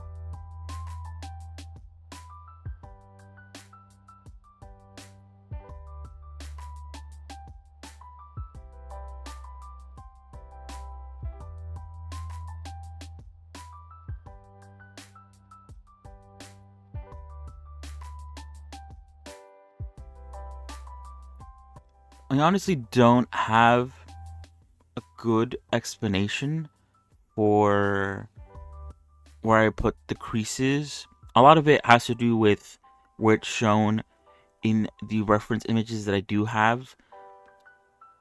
And then some of it is also kind of just like what feels right, what kind of makes sense at the moment.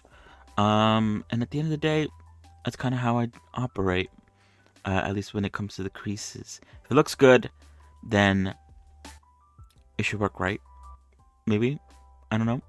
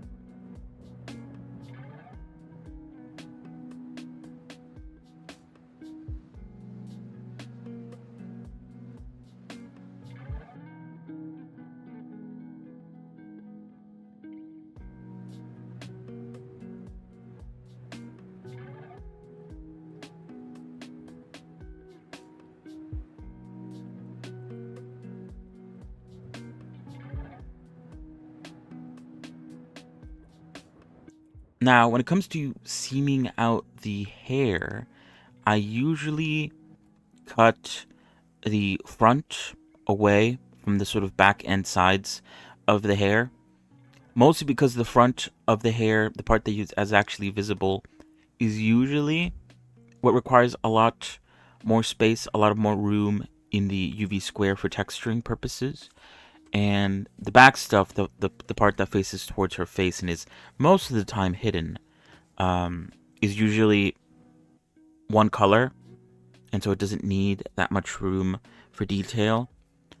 And same for the sides as well. You could do some things with the sides. That's up to you, obviously. But at least for what I do, the sides are basically the same as the sort of inner back sides of the hair. So those usually get separated.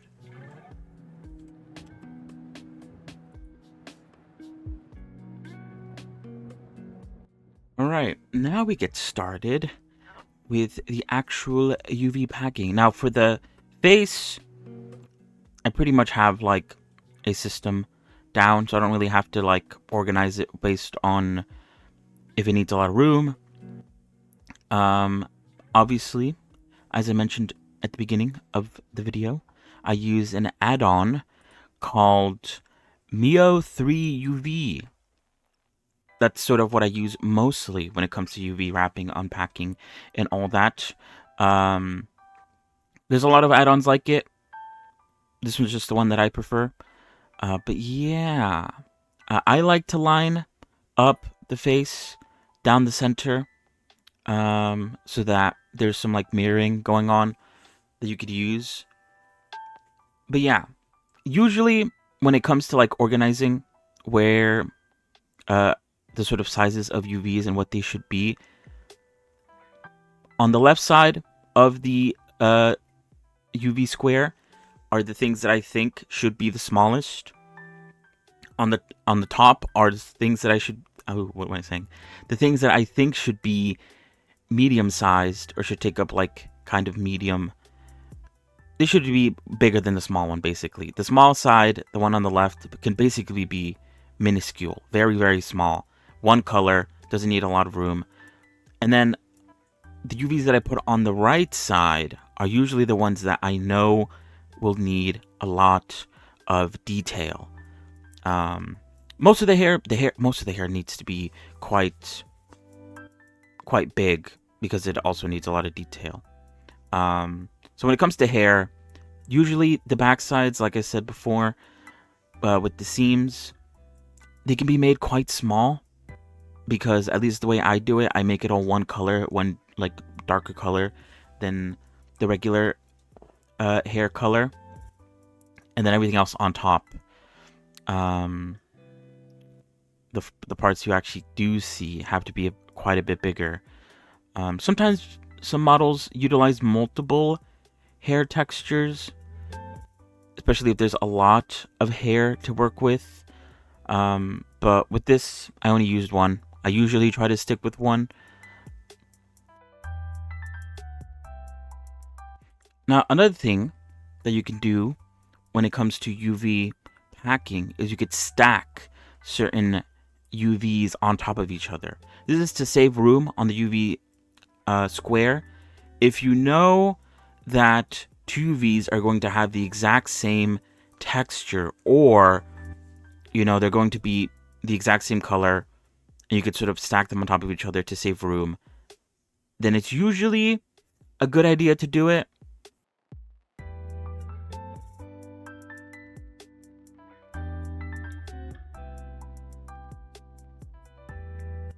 Prime example here, all these UVs are all going to be a sort of darker hair color, so why not stack them on top of each other, save room. If they're not going to require a lot of detail, just put them all on top of each other and make them super duper small so that you can't even see them. So yeah.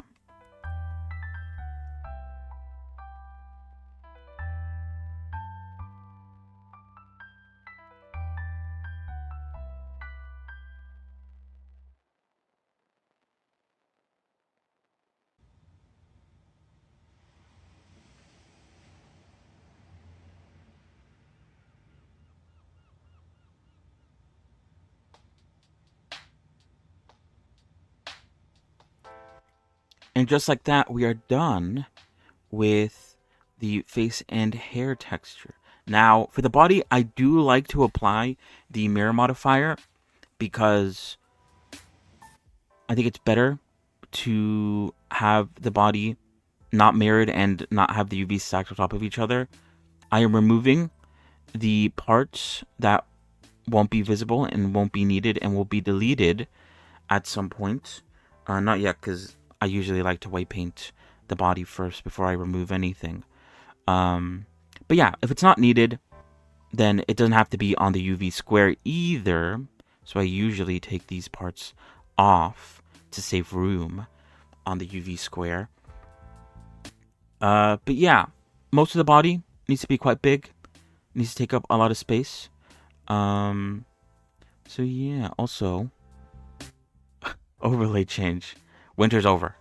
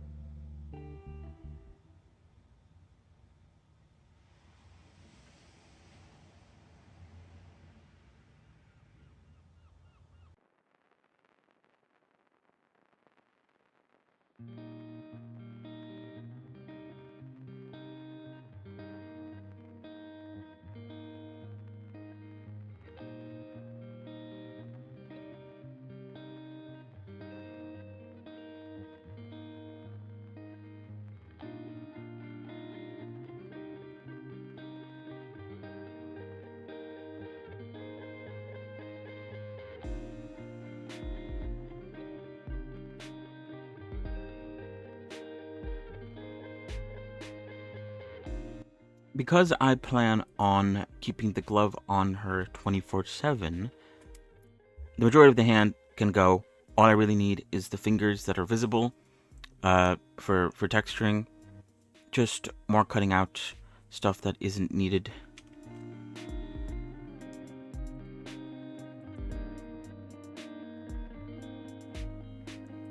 Another good example of UV stacking I end up doing with the holster of the clothing. Because the holster exists for both the winter shirt as well as the sort of OG outfit shirt.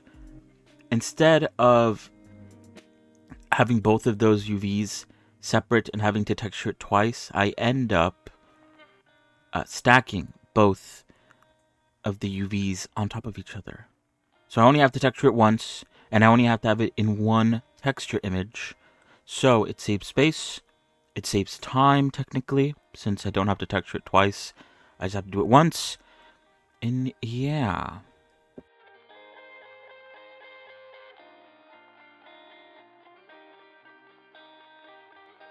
Now, one thing that I didn't do with Revy that I do recommend you do for your characters, I only recently learned it, honestly,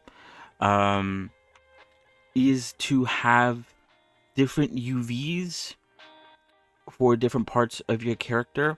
I did it for future characters, but for Revy, I only used the sort of basic UV map. But you can actually name them and have different ones depending on the objects. This would allow you to sort of be more organized with your UVs. So you could have, if I were to redo her UVs again, I would have one UV map called face stuff, where all the face stuff is. Because otherwise you get this issue where I have her body selected because the body and the head are connected, right? And I'm getting both UVs stacked on top of each other, which could get a bit confusing, especially when you go into the clothing. It can get very confusing. So it's honestly a very good idea to have separate UV maps, honestly. And one thing that I had to do here as well, because her leg is going to change color, for her winter outfit, she's wearing like tights or something. I have to put the leg with the clothing UVs because when she's not wearing the winter outfit and she's in her OG outfit, her leg is, bare leg. But when she's on her winter outfit, she's wearing tights. So the color changes. And that's something that I had to keep note of for when I inevitably transfer over to Unity and stuff and do all that stuff. But that's for not this video, so just something to keep note of.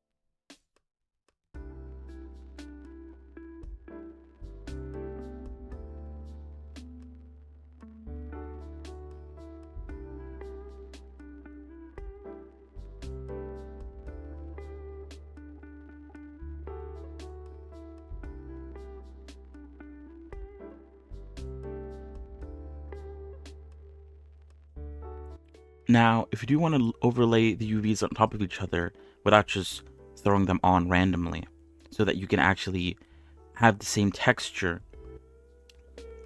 with the stacked UVs, you could do it one of two ways. You could either merge by distance the UVs.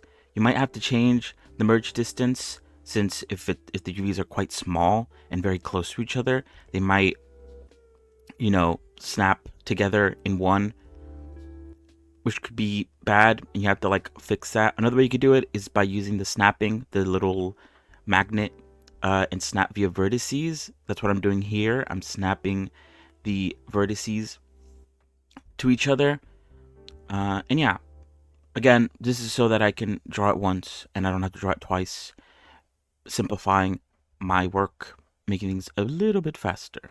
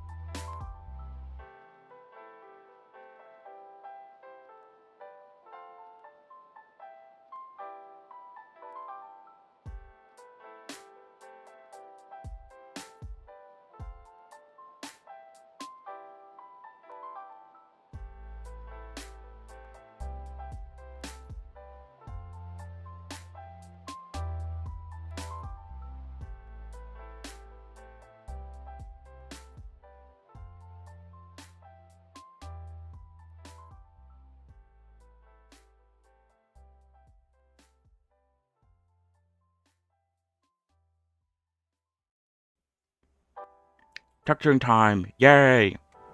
Now, the UVs are 100% done.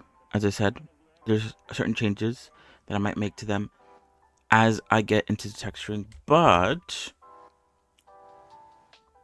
we have now started the texturing process. Once again, shout out to UCU Paint. If you don't know what UCU Paint is, it basically allows you to very easily paint by layers, kind of like, I guess, other texturing softwares out there, Photoshop and the like.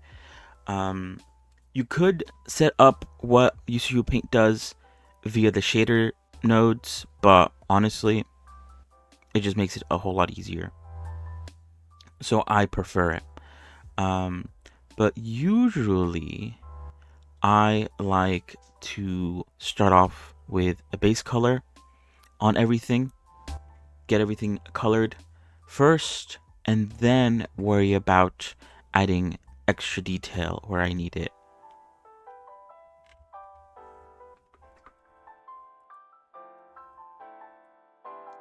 Now, the way I do texturing, which may not be the most optimal way, you know, being self-taught and all, but this is the way that it's worked out for me for the last few years. I like to make masks of one color. So I choose a color and I use a black and white mask to decide where that color shows up on the UVs or on the character. And yeah, and then afterwards, once I actually get into more detail, I add other masks of either like shading and highlights and any other detail. It does get kind of messy because you end up having a lot of these random masks stored within the blend file. But UCU Paint makes it work because it's all stored within the blend file. You're not actually storing all these masks anywhere. I guess technically you are, since they're inside Blender, but still. Another good thing about UCU Paint, which I don't know if it's a option by default in Blender, but usually when you're texturing in Blender, if you save Blender, it doesn't automatically save images. You have to actually go to your image texture and save via Alt-S. But with UCU Paint installed, once you save Blender, it automatically saves all the images you have within that blend file. Maybe it's a setting you could activate, maybe not, I don't know. But UCU Paint enables it automatically, which is very helpful for texturing.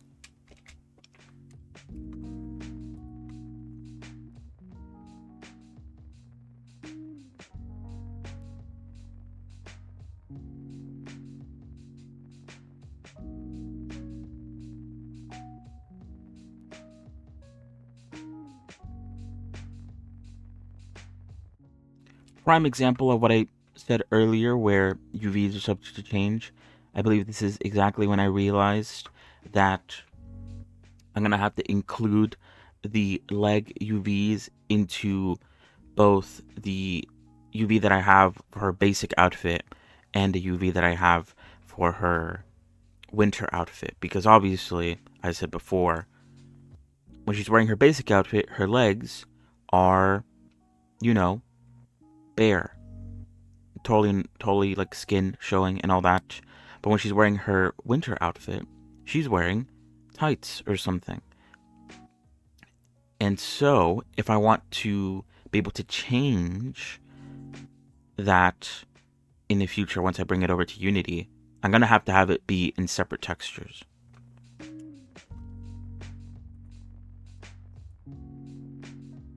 Yeah, Blender really is the everything app because I also like to use the text editor within Blender to write down notes for things that I'm doing, set up a to-do list, and jot down ideas and stuff related to the project that I'm currently working on. By the end of all this, I do end up with 5 textures, 5 materials that I end up bringing over to future stuff, Unity, and the like. I combined the face and body textures together because, for the most part, you don't see her entire body, so the body doesn't need its own separate texture. If you were to, I guess, have the body be visible for whatever reason, future outfits, if you want to add whatever, it would be a good idea to have the body have its own separate texture, but because for the most part she's mostly covered by clothing, and I don't intend for that to be any different. I can include most of the body part within the face as well. The glove is also included there too. There's one for the gun. Now, the reason why I gave the gun its own separate material is because, again, thinking about the future, I want to give the gun a sort of metallic sort of texture material. And it's a lot easier to do that if I just separate the gun out into its own material, its own texture. And then there is obviously one material for the hair. The hair always needs its own. Sometimes, like I said before, some models use multiple hair materials, hair textures, because of how much hair there is, and some of that hair needs a lot of space in the UV to get a lot of that detail in it. And then the fourth one was the basic outfit, of course, including the leg, as I said before. The basic outfit also included the harness and holster of the winter outfit. As I said earlier, I combined the harness and the holster into one so that I only had to texture it once. Makes it a whole lot easier, saves effort, saves time. And then the last material, obviously, is for the winter outfit. And yeah, so 5 textures, 5 materials. It's good to plan this ahead. Usually I plan this ahead while I'm working on the UVs, but obviously it's a bit more notable now, since now we're getting into texturing.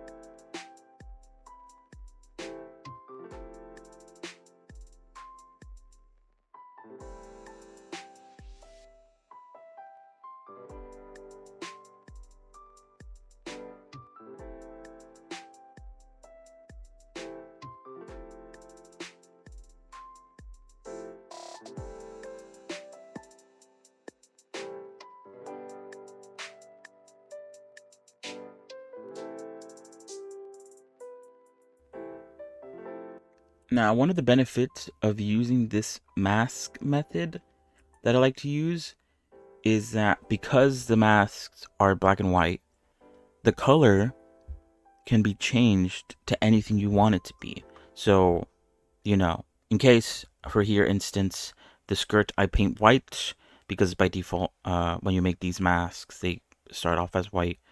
I can then change it to the right color. So in the future, if you want to change the color for whatever reason, you can, and very easily too. Not just for the base color, but also for the other colors, like the highlights and the shading.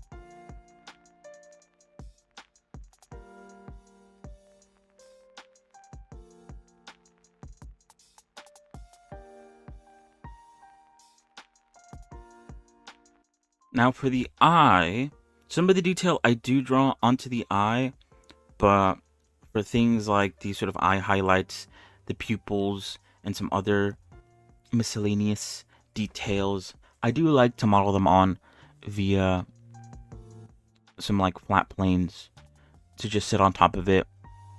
Makes it a whole lot easier, adds some depth to it that I feel like can not be visible if you decide to just draw on every detail. So yeah.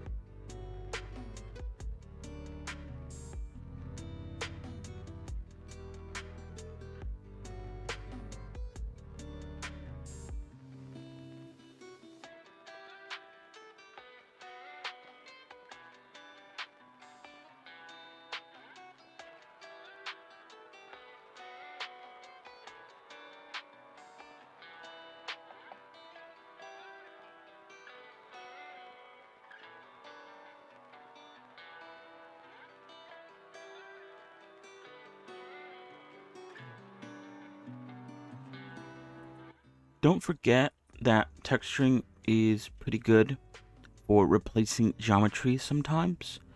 As you can see here, instead of having the hand mesh underneath the gloves, I'm instead just drawing on the details that would be visible if I actually did cut out these little holes for the palm and the sort of knuckles. You could just draw it on. Something that I don't do, but you also could look into, is baking the normals and baking displacement maps. I don't really do that much when it comes to anime models, like making a high poly version and then a low poly version, and then baking the details on to the low poly version. It's pretty much the same thing when it comes to like texturing. But yeah, there's many ways that you could cheat, kind of quote unquote cheat, not have to make geometry. You could just texture on the details.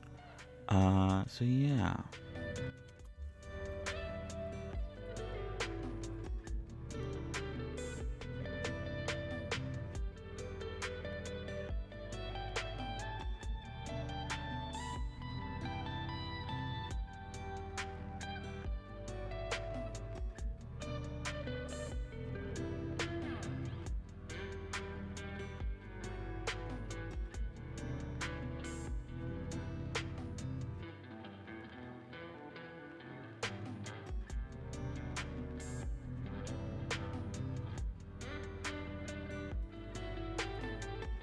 The line brush comes in clutch a lot of the time when it comes to drawing these sort of outlines or drawing along the UVs.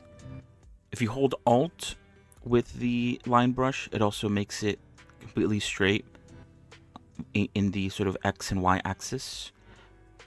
Fun tip, I guess. But yeah, I use it a lot, especially when it comes to outlines. Makes it very easy to sort of just drag along the UVs to draw these sort of outline details, and I really like using outlines. I have an entire, apart from the masks that I use to draw on the color, I have other material strictly for drawing outlines.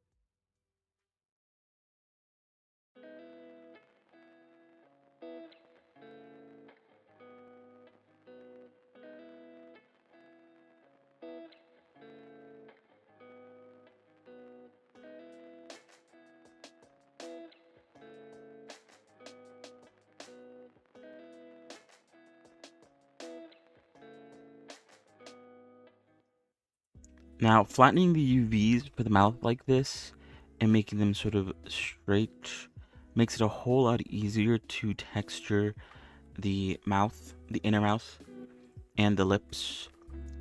This is what I've personally come to find, and it seems to work pretty nicely. And yeah, I use multiple colors for the lips, starting off with a sort of darker layer, and then overlaying it with a more darker on the corners. And there's also some highlights you could add, maybe some pink as well. Even if the character is not wearing makeup, I think it's still pretty nice to highlight the mouth, especially for these sort of anime-esque type characters, because the faces can be so one color. It can be pretty good to highlight certain aspects, the chin, the nose, the mouth, yeah, with textures.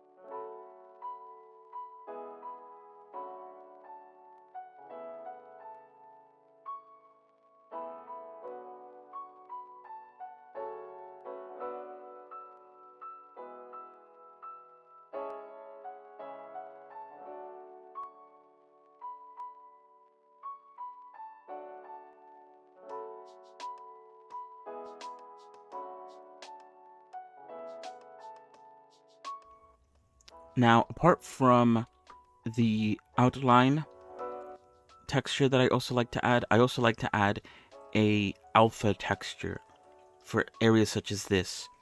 When it comes to the eye, I like to make a mesh right at the sort of front of the eye for the sort of eyeshadow. There's different ways you could do this. This is the way I do it, where I just kind of paint a kind of like 0.25 alpha out color onto that mesh, so it kind of looks like there's a bit of an eyeshadow. Some people also just draw the eyeshadow into the back of the eye as well. Whichever way you do it, it's up to you.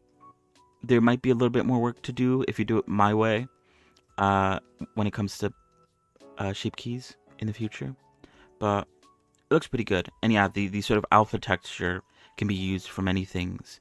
I've also used it for some extra eye detail earlier, as well as some shading as well for the eyeball shading. Yeah, very useful to have.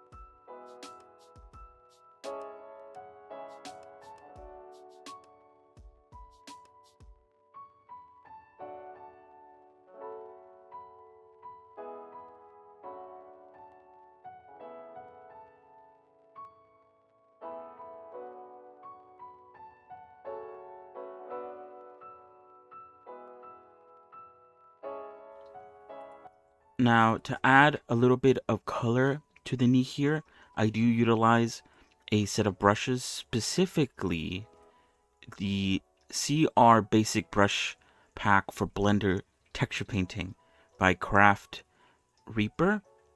He does have a free version that has a few brushes. I'm specifically using the airbrush with the strength turned down a little bit to make it even less visible. But yeah, I recommend looking at that. He has some pretty good brushes. There's also a paid version with a lot more brushes, but you know, you don't really need the free version. At least for what I use, I normally just stick with the free version. It's pretty good. And so yeah.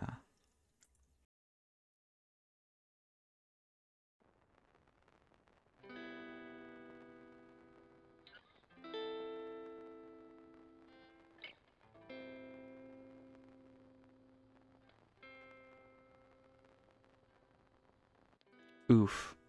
Watch me spend the next while, for only a few minutes, trying to figure out why her skin color was different compared to her body and legs. I ended up finding out way later that it was because her tongue texture, which was a sort of pinkish color, didn't save between last stream and this stream. And so her entire upper body and every other bit of it had like a very slight pinkish tint to it. And yeah, it took me a while to figure out this is an entirely wasted day, but it happens.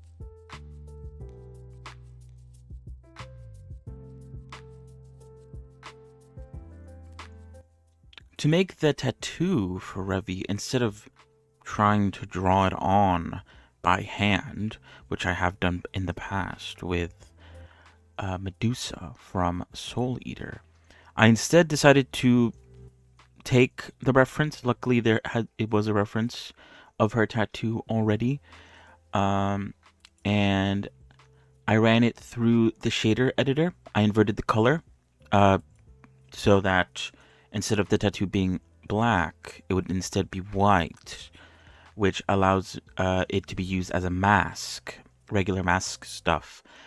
White means it's visible, black means it's not visible. I also increased the brightness a little bit because it was a little not 100% white, and the more white it is, the more it comes out. And then I baked it so that it would stay that way. And yeah, I used that as a mask going forward for a tattoo.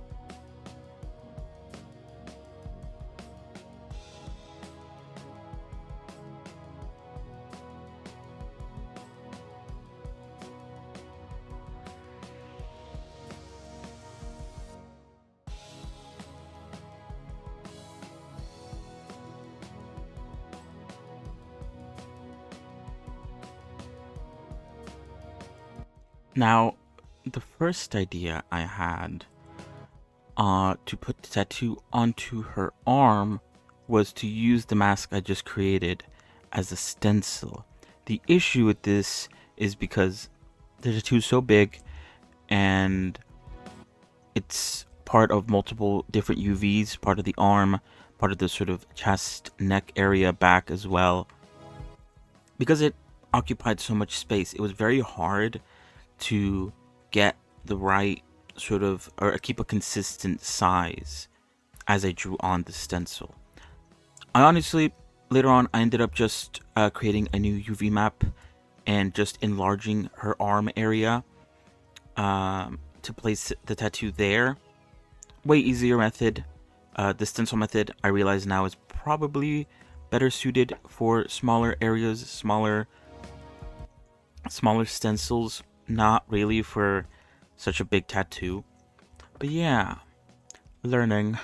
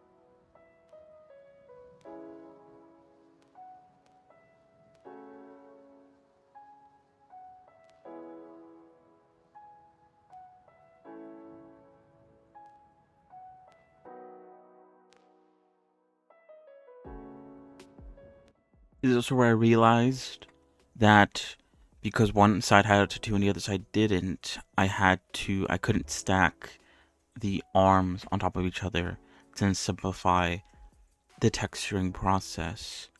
Just a little bit of hindsight that I didn't have at the time, but it's okay. You come back and fix it.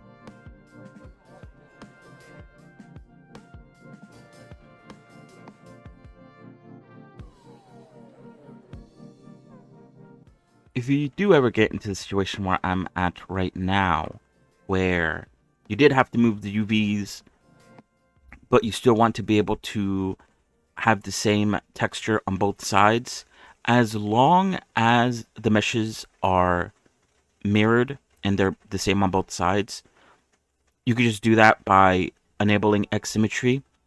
And instead of drawing on the UV sheet, you instead draw directly on the model. That's what I did for this sort of shadow of her armpit. Because the X symmetry is turned on and they're both the same, I can draw it on one of them, the one that already has it, and it will show up on the other side at the same, even though the UVs are different in different areas. It will still come out the same.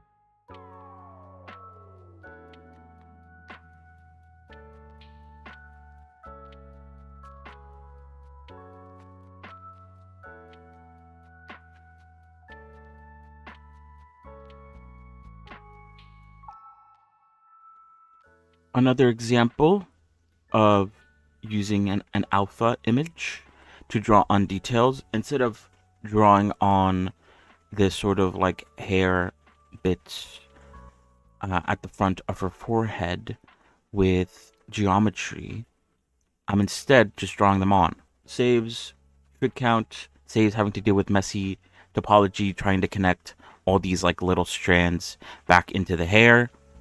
So yeah.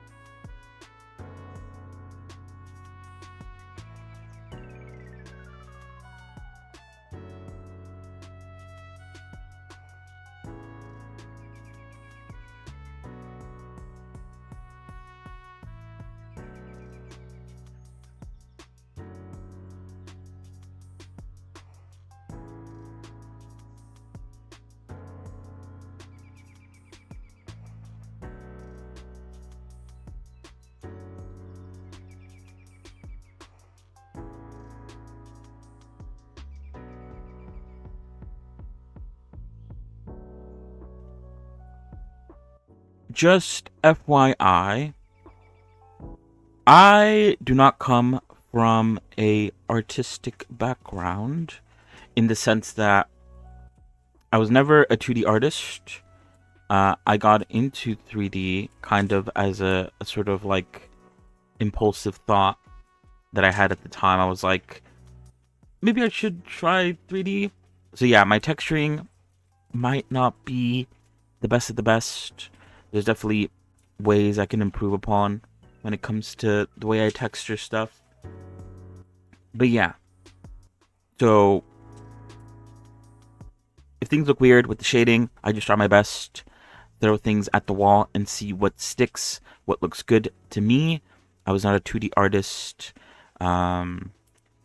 Beforehand, my texturing is not the best. I also am unable to draw my own references. That is a bit of an issue once we get over to making my own characters. But I manage. We manage.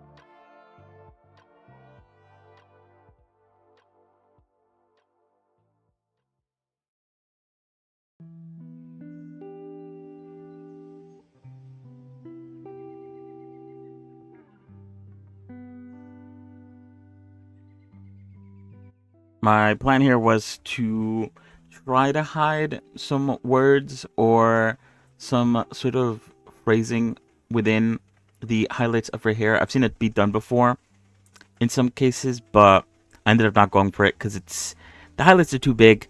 It's too in your face. It was a bit too obvious, and so I decided against it.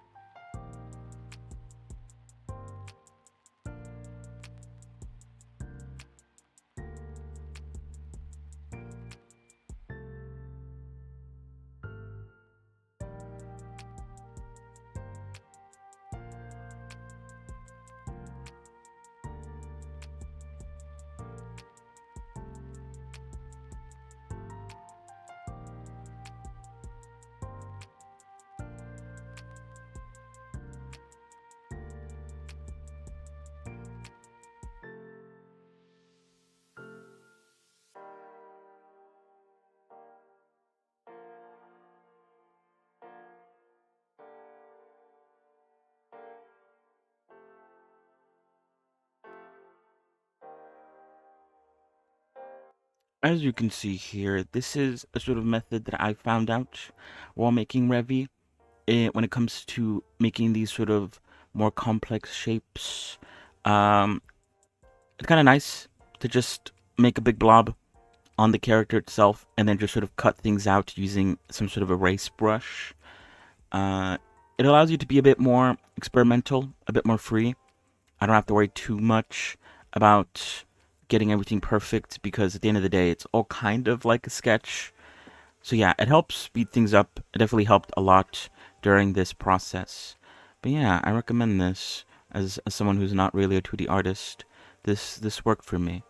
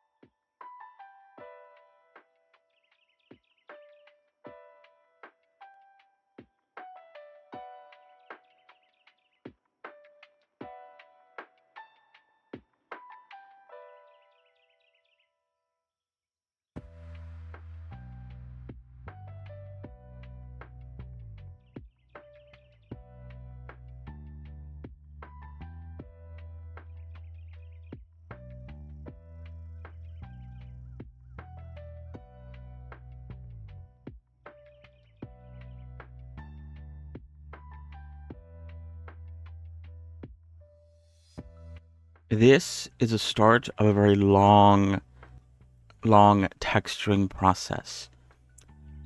I don't know what it was about this model, but I've come to find my love of adding a whole lot of outlines everywhere. I feel like the thing that took me the longest when it came to making this model was making black outlines. And as you can see here, I'm editing the UVs, making them straight so that it's easier for me to make these black outlines. Um, as far as I know, there isn't a tool that does this. Luckily, a community member of mine, a viewer, Broly, gave me a geometry node setup that allows me to make lines along the sort of UVs which I wasn't able to test out because it became a complaint towards the end of the texturing. Like, damn, I'm doing a lot of outlines. Maybe maybe I need to like stop. But next time I do texturing and I want to do outlines, I'll definitely try that method. But yeah,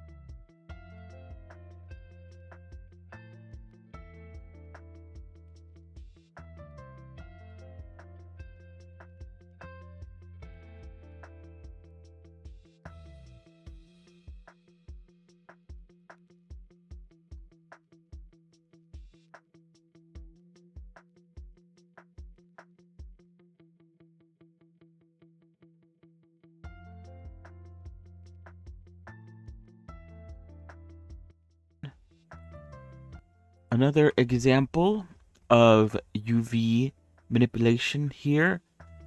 I draw on the sort of black outlines of this sort of shoelace, and then I can move the UVs either farther in to the pixels that I've drawn or farther out to change the thickness of the outline. I do this a lot when it comes to these sort of flatter UVs. It's a lot easier to do with flat UVs, but yeah, it makes it very easy to control the thickness of the outlines.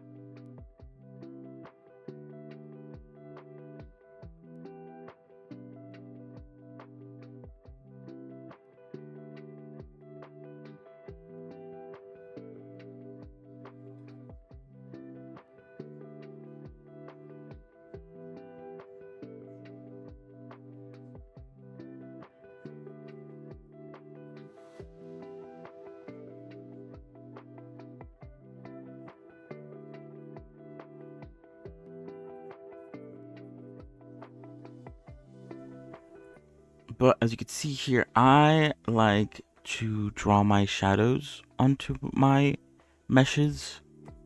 It's not a requirement, especially, if you have your own lighting in the world, you might not need to draw your own shadows on. I like the way it looks, personally. I know some gacha games also draw some shadows onto their characters, but yeah, not a requirement, just the way I like to do things.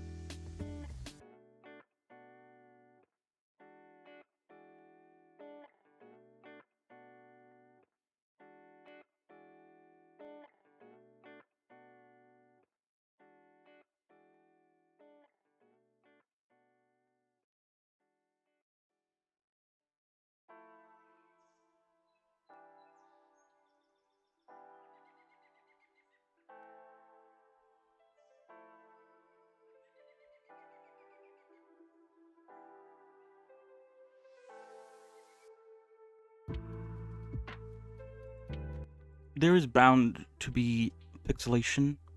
Obviously, the bigger the UV is on the UV square, the less pixelation there usually is. Not sure if I mentioned it, but I usually go with a 2K resolution for all my textures. There isn't really a reason why. You know, I could go 4K, I could go even higher to reduce the amount of pixelation, but I feel like at the end of the day, it's not that big of a deal. Obviously, you know, it depends on what you're going for. But personally, for the work that I do, I'm okay with a little bit of pixelization. It's just, you know, part of it is going to happen. But yeah, if you do want to reduce it, make the UVs bigger on the UV square. Obviously, you still have to fit everything onto the UV square, so you know, the bigger they are, you might need more textures to fit everything in. Up to you.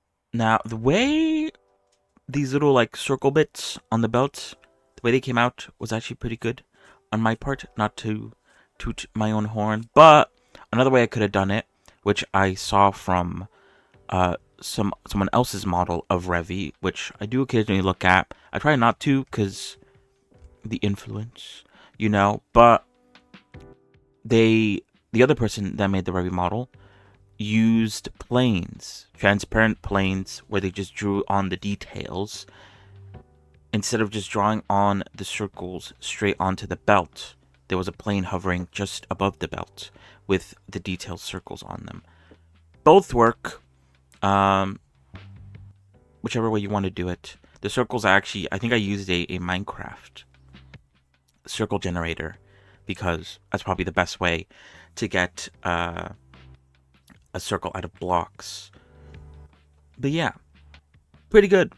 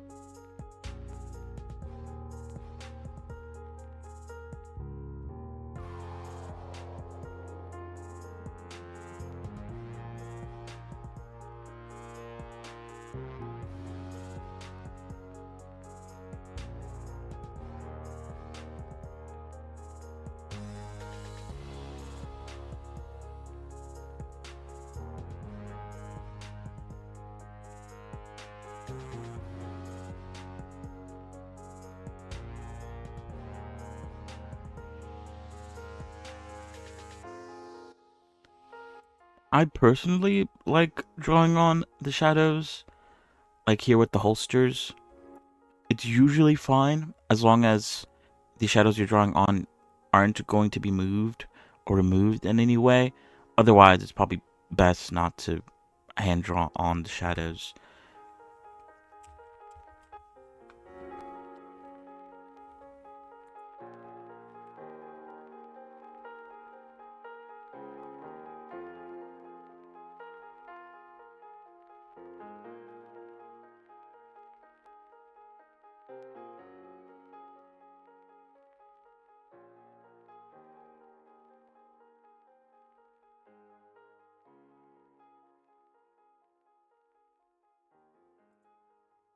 But yeah, pretty classic workflow, I'd say. Start with basic colors, go through once again, and add any sort of shading that you need, any highlights, any outlines. And that's basically what I do from here on out. Uh, and even, what is it, the winter clothing as well.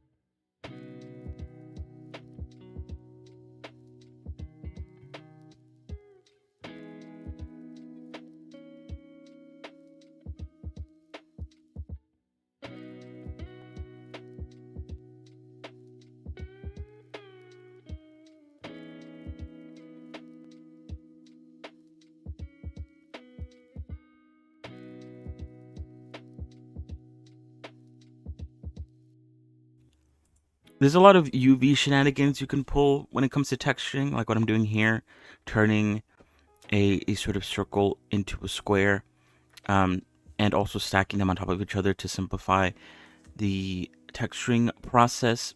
In some cases, I go a bit overboard. Um, it's not really necessary sometimes. You know, these details are so small that from far enough away, you can't even see what's going on. But, you know, I still care about these details, so I'm going to put the effort in regardless. But, you know, it's up to you. Sometimes it's the little details that make the project feel a lot better. And this did get rid of the sort of pixelated jagged edges of this sort of outline that I'm doing for the gun. So in some cases it is good, but it could also be a bit unnecessary and also maybe a bit of a time waste perchance. Yeah, I don't know. Up to you.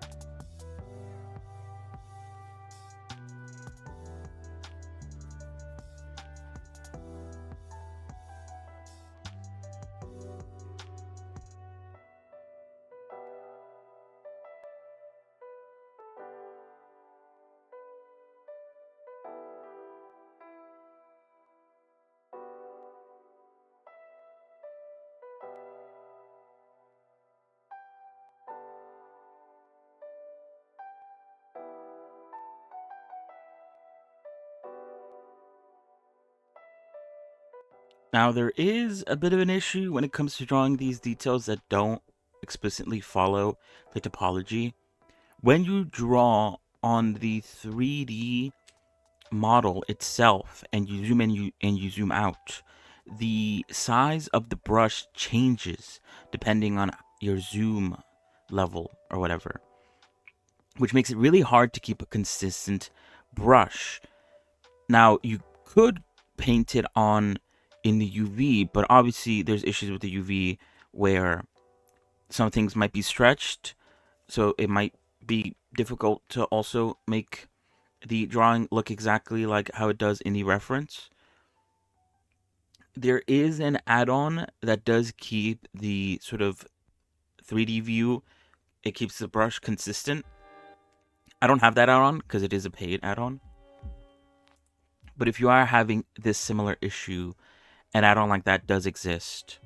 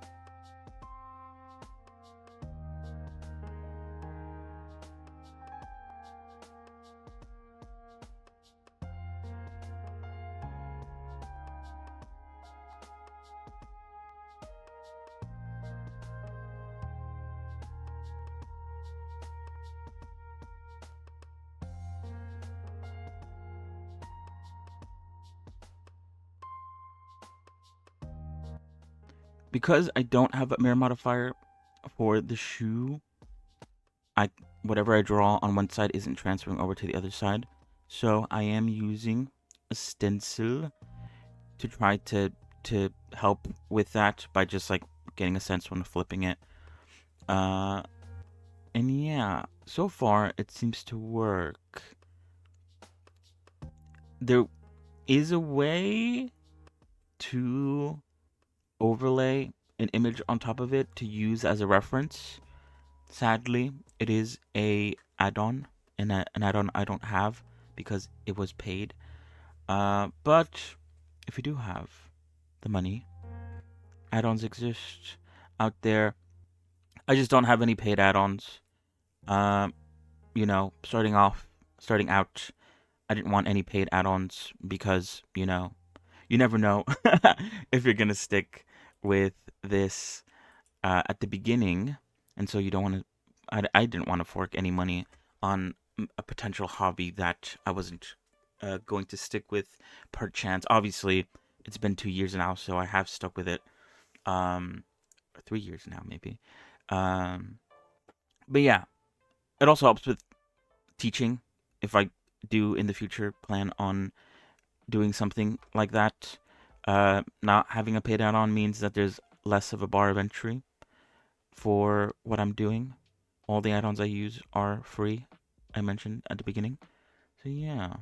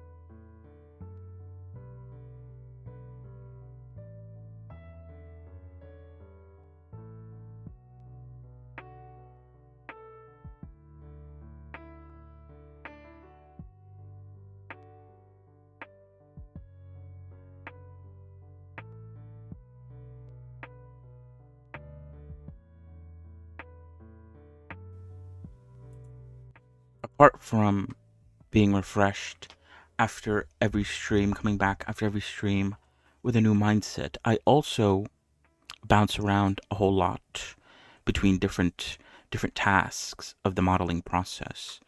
I was texturing the shoe a little bit ago. Now I'm texturing the gun. When it comes to texturing, you could bounce around a bit, especially if you do what I do and do everything kind of like step by step. So you usually have everything done, all the V's unwrapped and such, and so you could focus on them in separate ways. You could also do the same on other steps as well. Modeling, you don't have to model the same thing every time. You could take a break and model something else. Work on a different project. Not everything has to, especially, oh god, like what is it? Rigging and weight painting. Not everything has to be done immediately. You could take your time with things. It is a very complicated and very long and sometimes very hard process making 3D models, especially if you're starting out. Um, so yeah, I recommend taking your time and taking it slow. It's better than burning yourself out or putting yourself in a corner where you don't find it as enjoyable. Do what you must.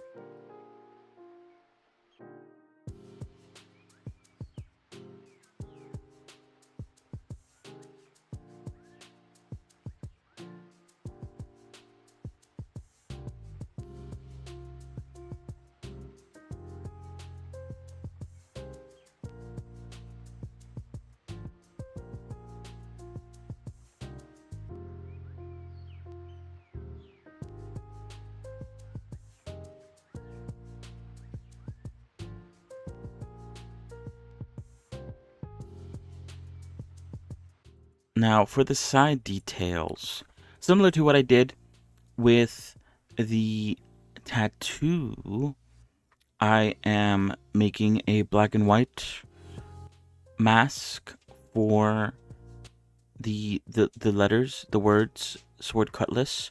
It's a lot easier than trying to like paint it on myself. And so yeah, I use that to do the side details. I believe I also do that to draw on the skull for these sort of sides of the gun, skull and cutlasses. And yeah, it just makes things a lot easier. I use it as a stencil, as you can see here, to very easily draw them on. And yeah, stencil is very useful.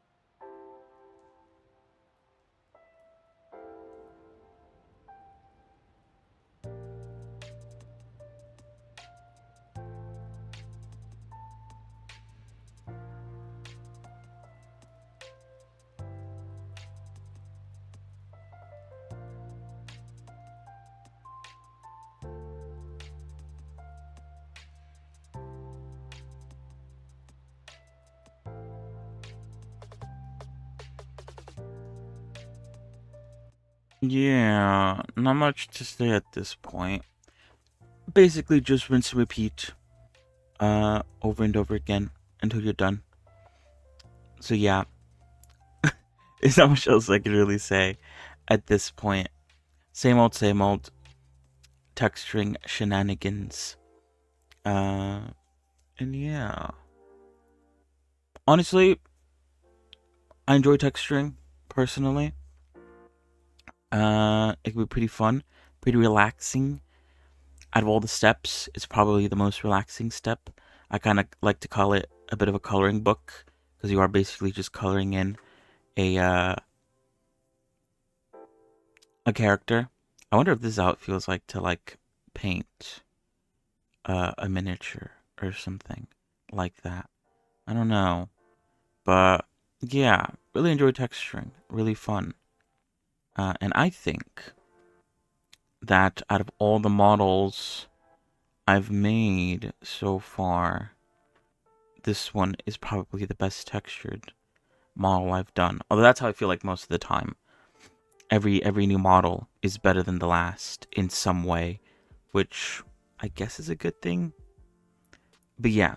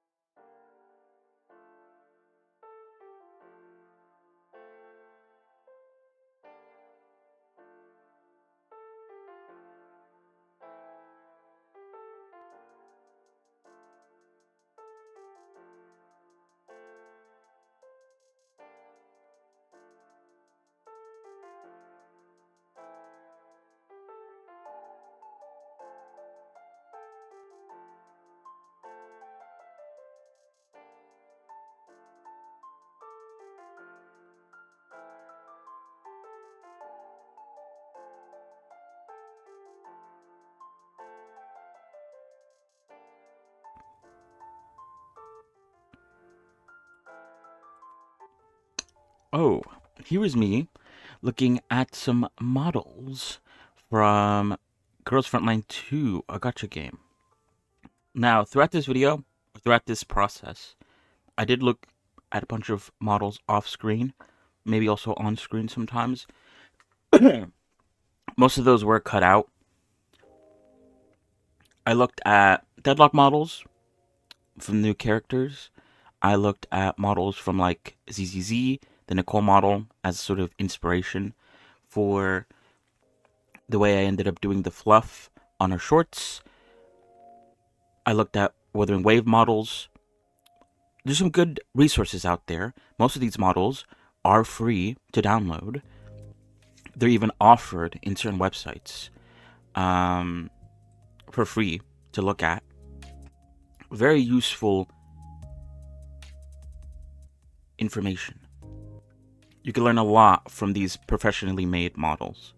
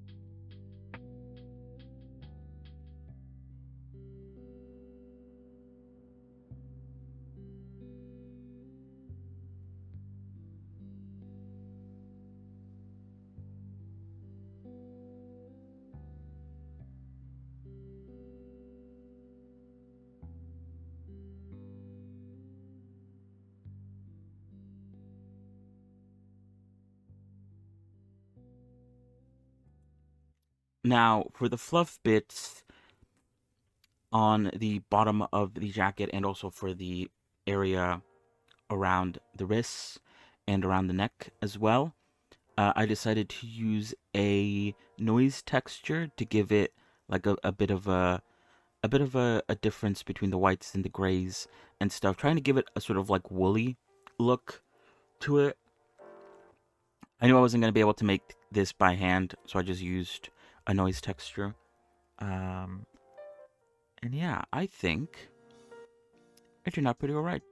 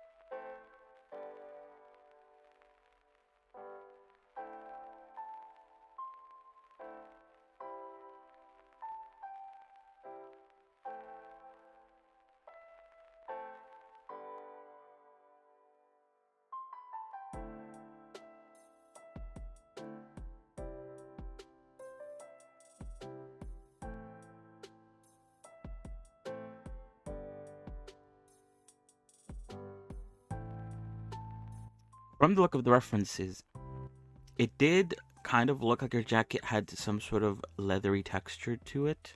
So try to use this sort of like lighter, brighter color to sort of make it kind of look like it did in the references. And yeah, I think it looked pretty alright. It sure did add some dimension to it. But yeah, very nice.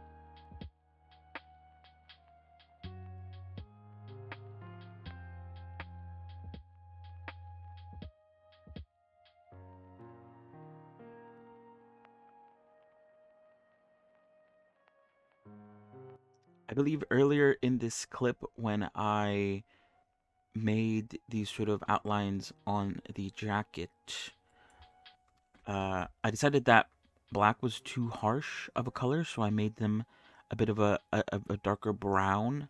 The issue there was that I uh, I changed the outline color to that color, so I had to make a duplicate of the outline color, turn it back to black, and then sort of go back and delete these sort of areas that were previously drawn to be brown.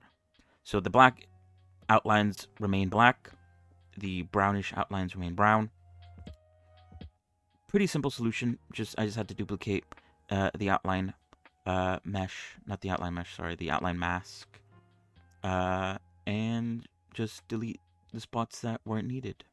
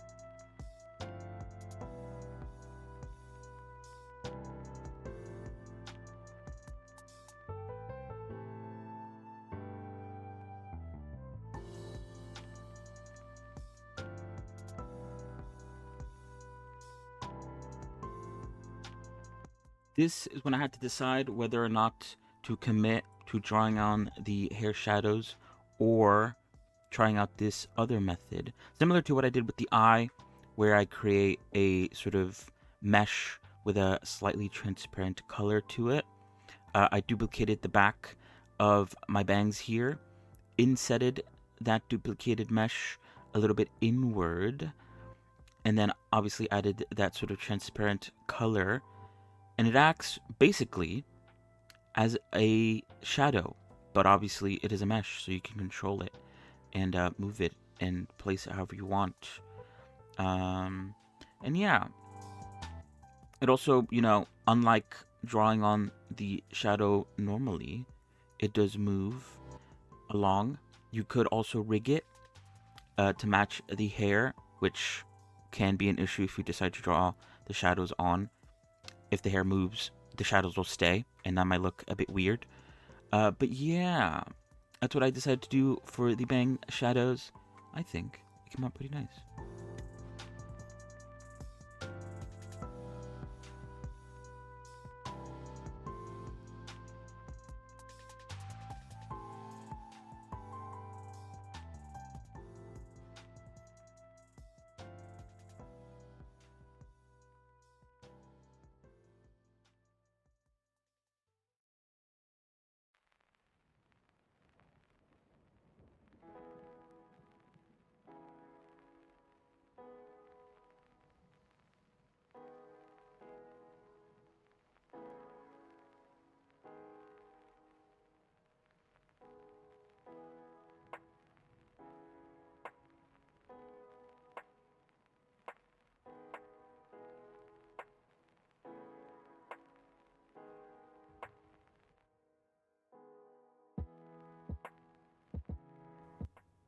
Yet another attempt at me trying to overlay two images on top of each other so I can very easily texture and draw along the lines.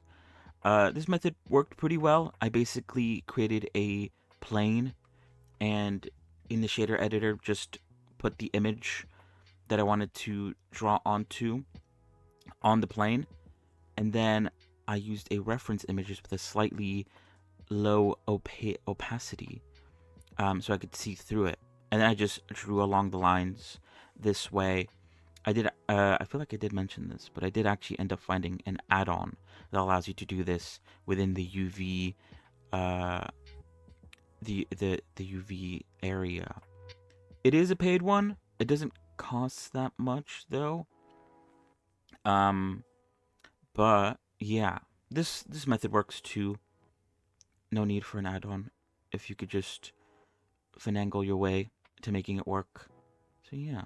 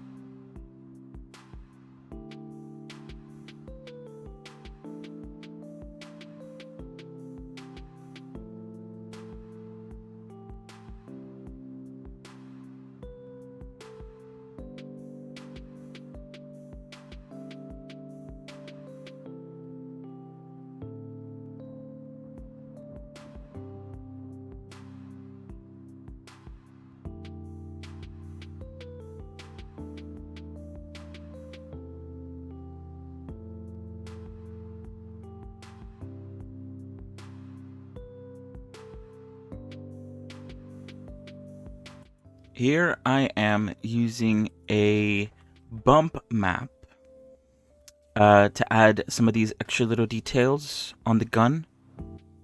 Much better than trying to add them via geometry saves on the vertex count. But to be honest, it was kind of a bit of an afterthought. It might not look the best. This is, I think, kind of the first time I've tried to use a bump map for this sort of purpose. It worked pretty nicely in some areas. In some other areas, maybe I could have done a bit more. But you know, it's there to fake height. It's there to fake as if there is actually some sort of geometry there that is bumpy. When in reality, there isn't. So yeah.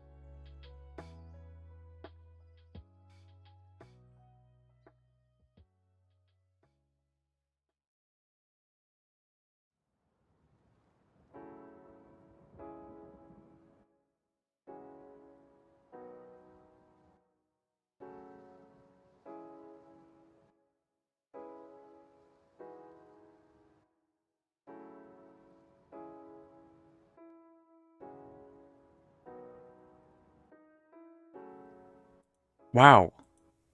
Texturing is done. We are now in the process of actually away painting and, adding parenting the mesh to the bones so that it follows the bones. I personally, I don't know if this is like the right thing to do, but I personally like to keep the entire body intact while doing this. The reason for that, I'm not sure if I explained it, but when you weight paint the body, you want to do it as well as you can, because once the body has been rigged to perfection, I like to use the robust weight transfer add-on to transfer the weights from the body to the clothing that is resting on top of the body. After the weights have been transferred, then I can go about and delete any of the meshes that won't be visible at all. So we have to get the body pretty decently well made and well weight painted, so then the weights can be transferred over to the clothing.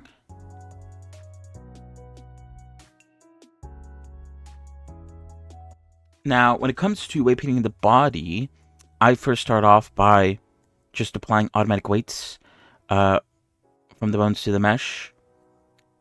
Most people, or some people, might want to draw the weights on all by hand. I think it's, for me at least, I like starting off with a sort of base to start off with, and then go about and mess around with the weights afterwards. So yeah, that's just how I do things, though.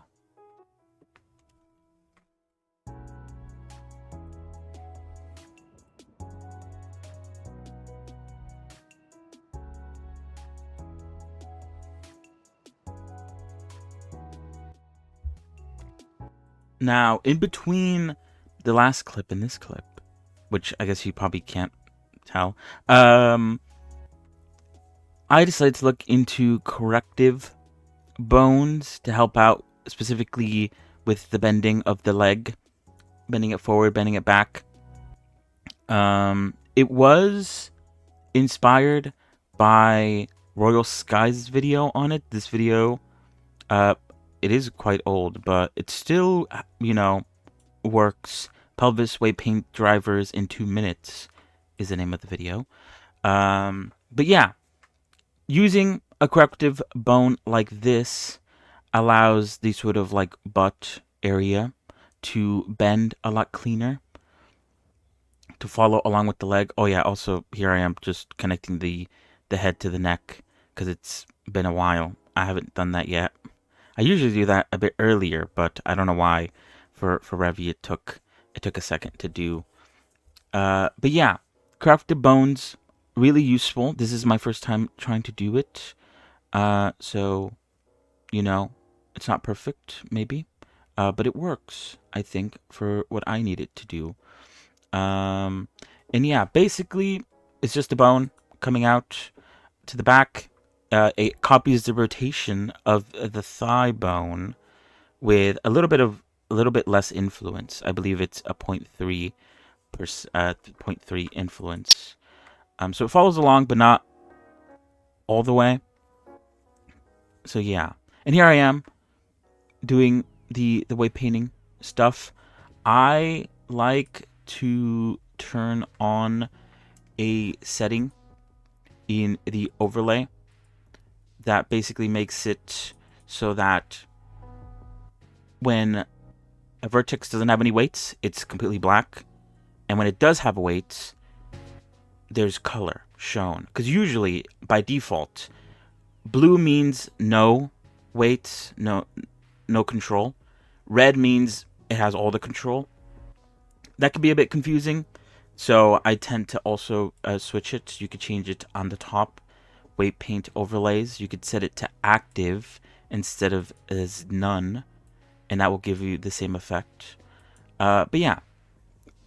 Weight painting. This time around, I also applied auto normalize. Usually, maybe it was a bad habit, but in the past, I didn't work with auto normalize, which might have caused some issues, made things a bit more difficult than usual, especially since some programs don't like if a point has like multiple bones controlling one point, you know?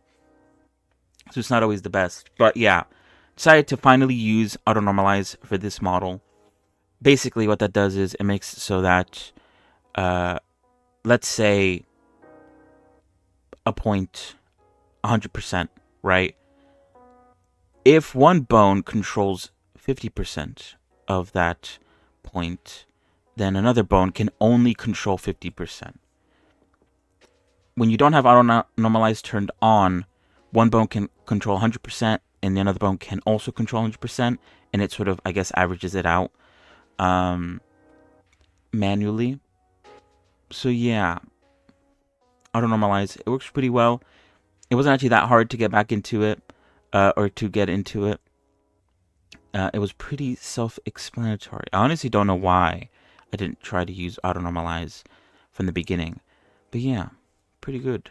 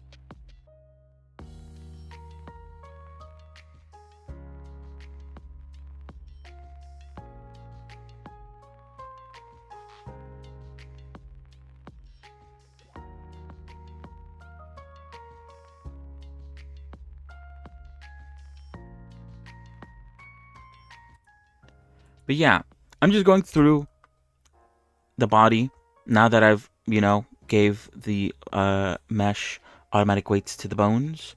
I'm just going through and checking to make sure that all the joints and any area that sort of bends and moves sort of bends in a nice clean way.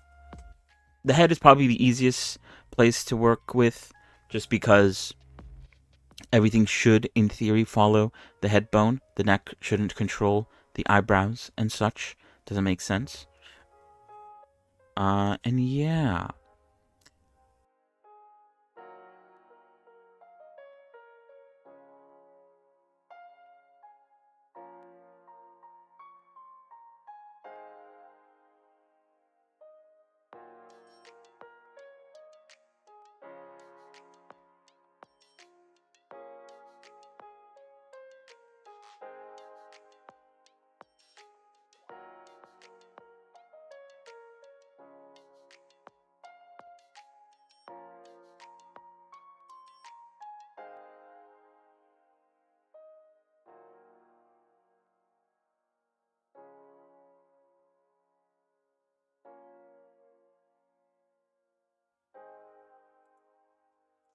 Now, I do have to add some extra bones, since the original armature did not take into account certain areas that might require some extra bones. Specifically the hair. I like to make a hair root bone. It's just, I guess, the way I was taught. It seems to work pretty well if you plan on moving this over to Unity. Having a root bone, where all the bones, all the hair bones are parented to, is usually a good idea.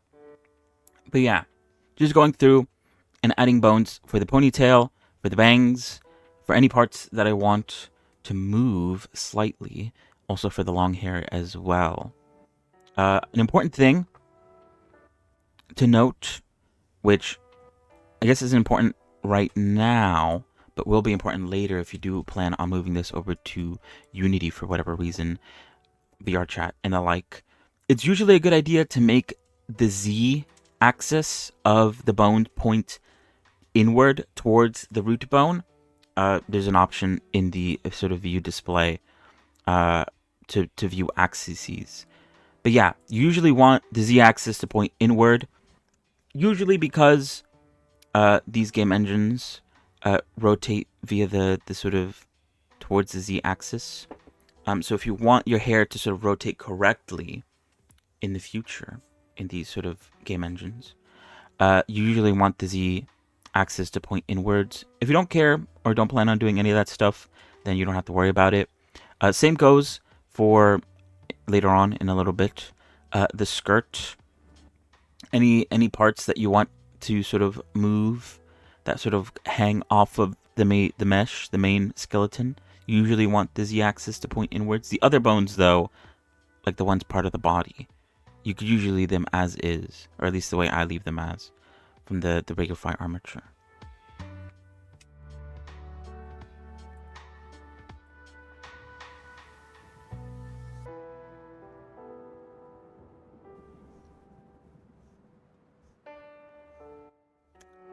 Now we begin the robust weight transferring of the clothing to the body, or I guess from the body to the clothing specifically.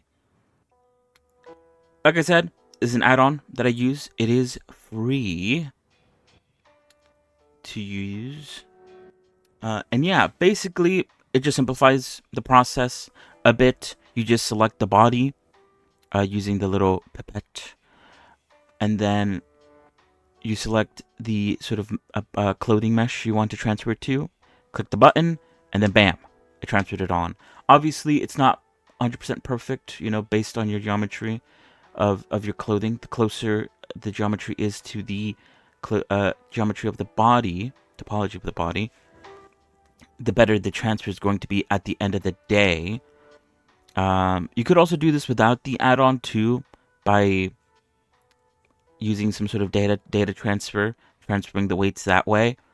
I feel like the way that the robust weight transfer add-on does it kind of makes it work like a little better. There's also like a bunch of other settings you can modify to sort of change things here and there. I usually keep things by default though, so I don't know too much about those, if I'm being honest. And like I said, it isn't perfect. You do sometimes have to go back and fix stuff. For instance, with the shorts here, there is stuff that I have to fix. Not everything gets transferred perfectly. Mostly because of the difference in topologies and stuff. But yeah, very useful. I use it for like the entirety of the outfits. Oh, and here I am adding bones to the holsters so that I could move them just in case for whatever reason. Yeah.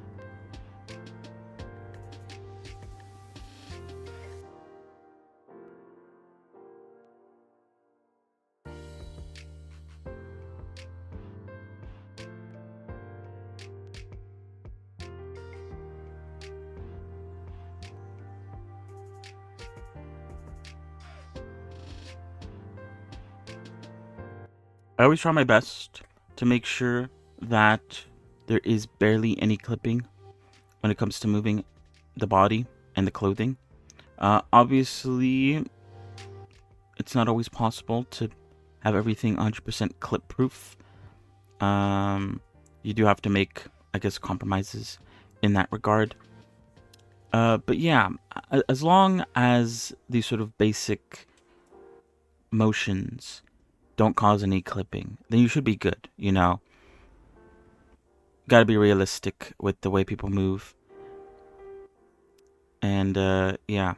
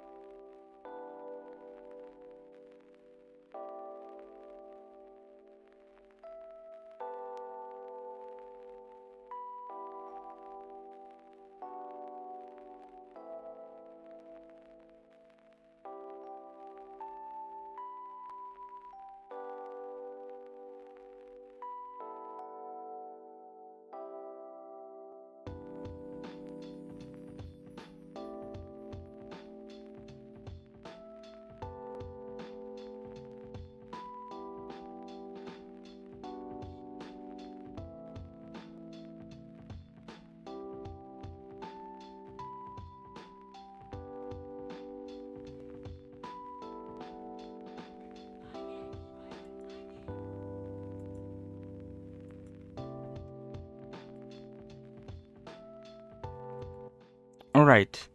For the skirt rig, similar to the hair rig, I start off with a root bone. I usually work on one side because with bones you could just symmetrize, and all the work you do on one side gets transferred over to the other side. Granted, you do name the bones left and right correctly, but what is it? The way I do the skirt rig follows or is shown in a video by Revy. It's their how to deal with skirts in VR chat. Yeah, this is the main way I do it, following their video tutorial. I feel like a lot of my my tips and tricks are just me following other people's tutorials and stitching them together to make my own stuff. But anyway, it seems to work. I've been using this skirt rig for a while. I feel like I've done it with all my models that have had skirts, and I've made a few. I think at least 4 or 3. That's a lot, especially with how long it takes to make these models. But yeah, I recommend it. It's really good. It has like a control bone. Each strand, each bone string has a control bone. Allows you to move it manually, you know. Makes it very easy. I haven't tried animating with it, but I assume it wouldn't be too hard to animate with it.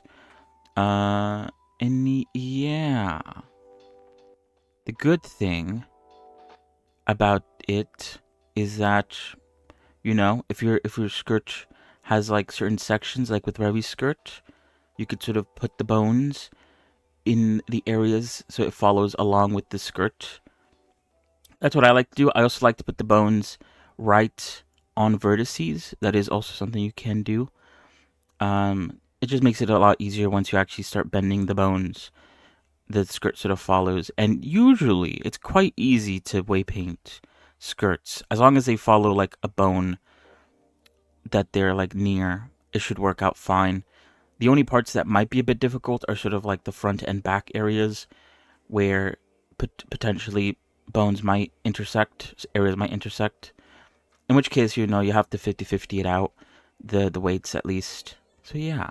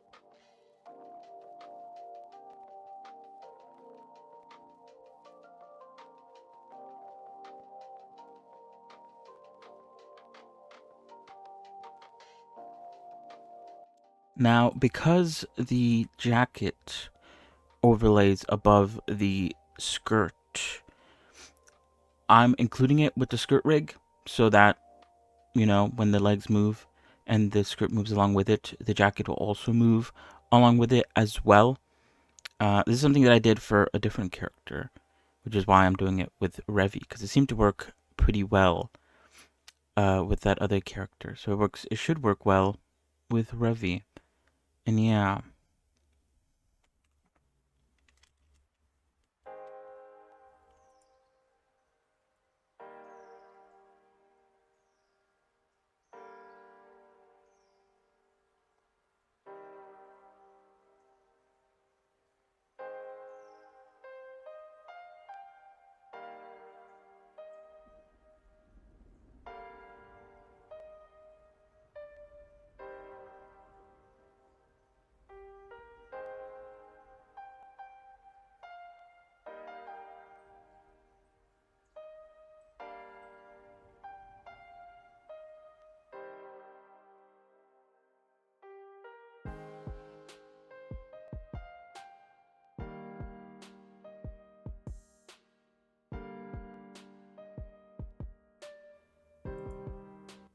So yeah, that's it. Thank you to everyone who made it this far. My original idea was to keep this video less than 5 hours, since the longer the vid, maybe less people would want to watch it all the way through, but it was hard to condense 220 hours worth of footage while keeping the screen readable, which I hope it was. I hope my commentary was at least a little bit helpful, and if not, well, at least the footage is a good learning tool. If you skip to the end, well, thank you as well, because now you can hear my outro spiel. Shout out to all the channels and the resources I've provided. I'm honestly just a collection of things I've seen and put together to get where I am today, but I guess art is derivative, so I guess that makes sense. Shout out to all my viewers and chatters who watched me through the entire process. Sorry it took so long. Special shout out to Pepaster for suggesting Revy. She was super fun to make, and I think she came out looking pretty good. Shout out to Catless for being there and providing ideas. Shout out to Broly for also helping out and providing ideas. Honestly, I could go on and on about the benefits I've had of streaming all this. But to put it short, it's a great motivator for me. I've been lucky to have people who are more experienced than me in certain aspects who have helped. And overall, it's pretty fun. It's been a blast. After the rigging, I went ahead and put Revy into Deadlock as Haze. I could make a time-lapse video style that shows you the process, but since it was my first time doing that, I was closely following a guide, so not sure how much I can contribute. Shout out to Pugzilla for his modding vid, very helpful for that. I do plan on making a time-lapse style vid about moving Revy into Unity and what I do to get her into VR chat and usable as a VTuber for an application called Warudo, as well as a VRM, but that one isn't as thorough. Might be a while though, since it took some time to make this, and it'll be nice to work on something else for a bit. But I've done a lot about editing. There's less footage to condense down, so hopefully it won't be too long until then. I hope this video wasn't, I know this video wasn't a step-by-step process, but if you're interested, then let me know. My process is a bit slow. I am working on getting it faster. But if it's still too slow, then maybe I can work on a lot more low poly character. I've always thought it would be cool to teach or mentor someone. So if you're interested, please let me know, and I'll try my best to see what I can do. Check out my Twitch and other socials under Lydsmode. Follow me, say hello. I'll appreciate it. And I think that's it. Thank you, everyone, for watching. Hope you have a good rest of your evening, rest of your day, and I'm gonna go now. So see you guys. Goodbye. Goodbye, goodbye. Bye.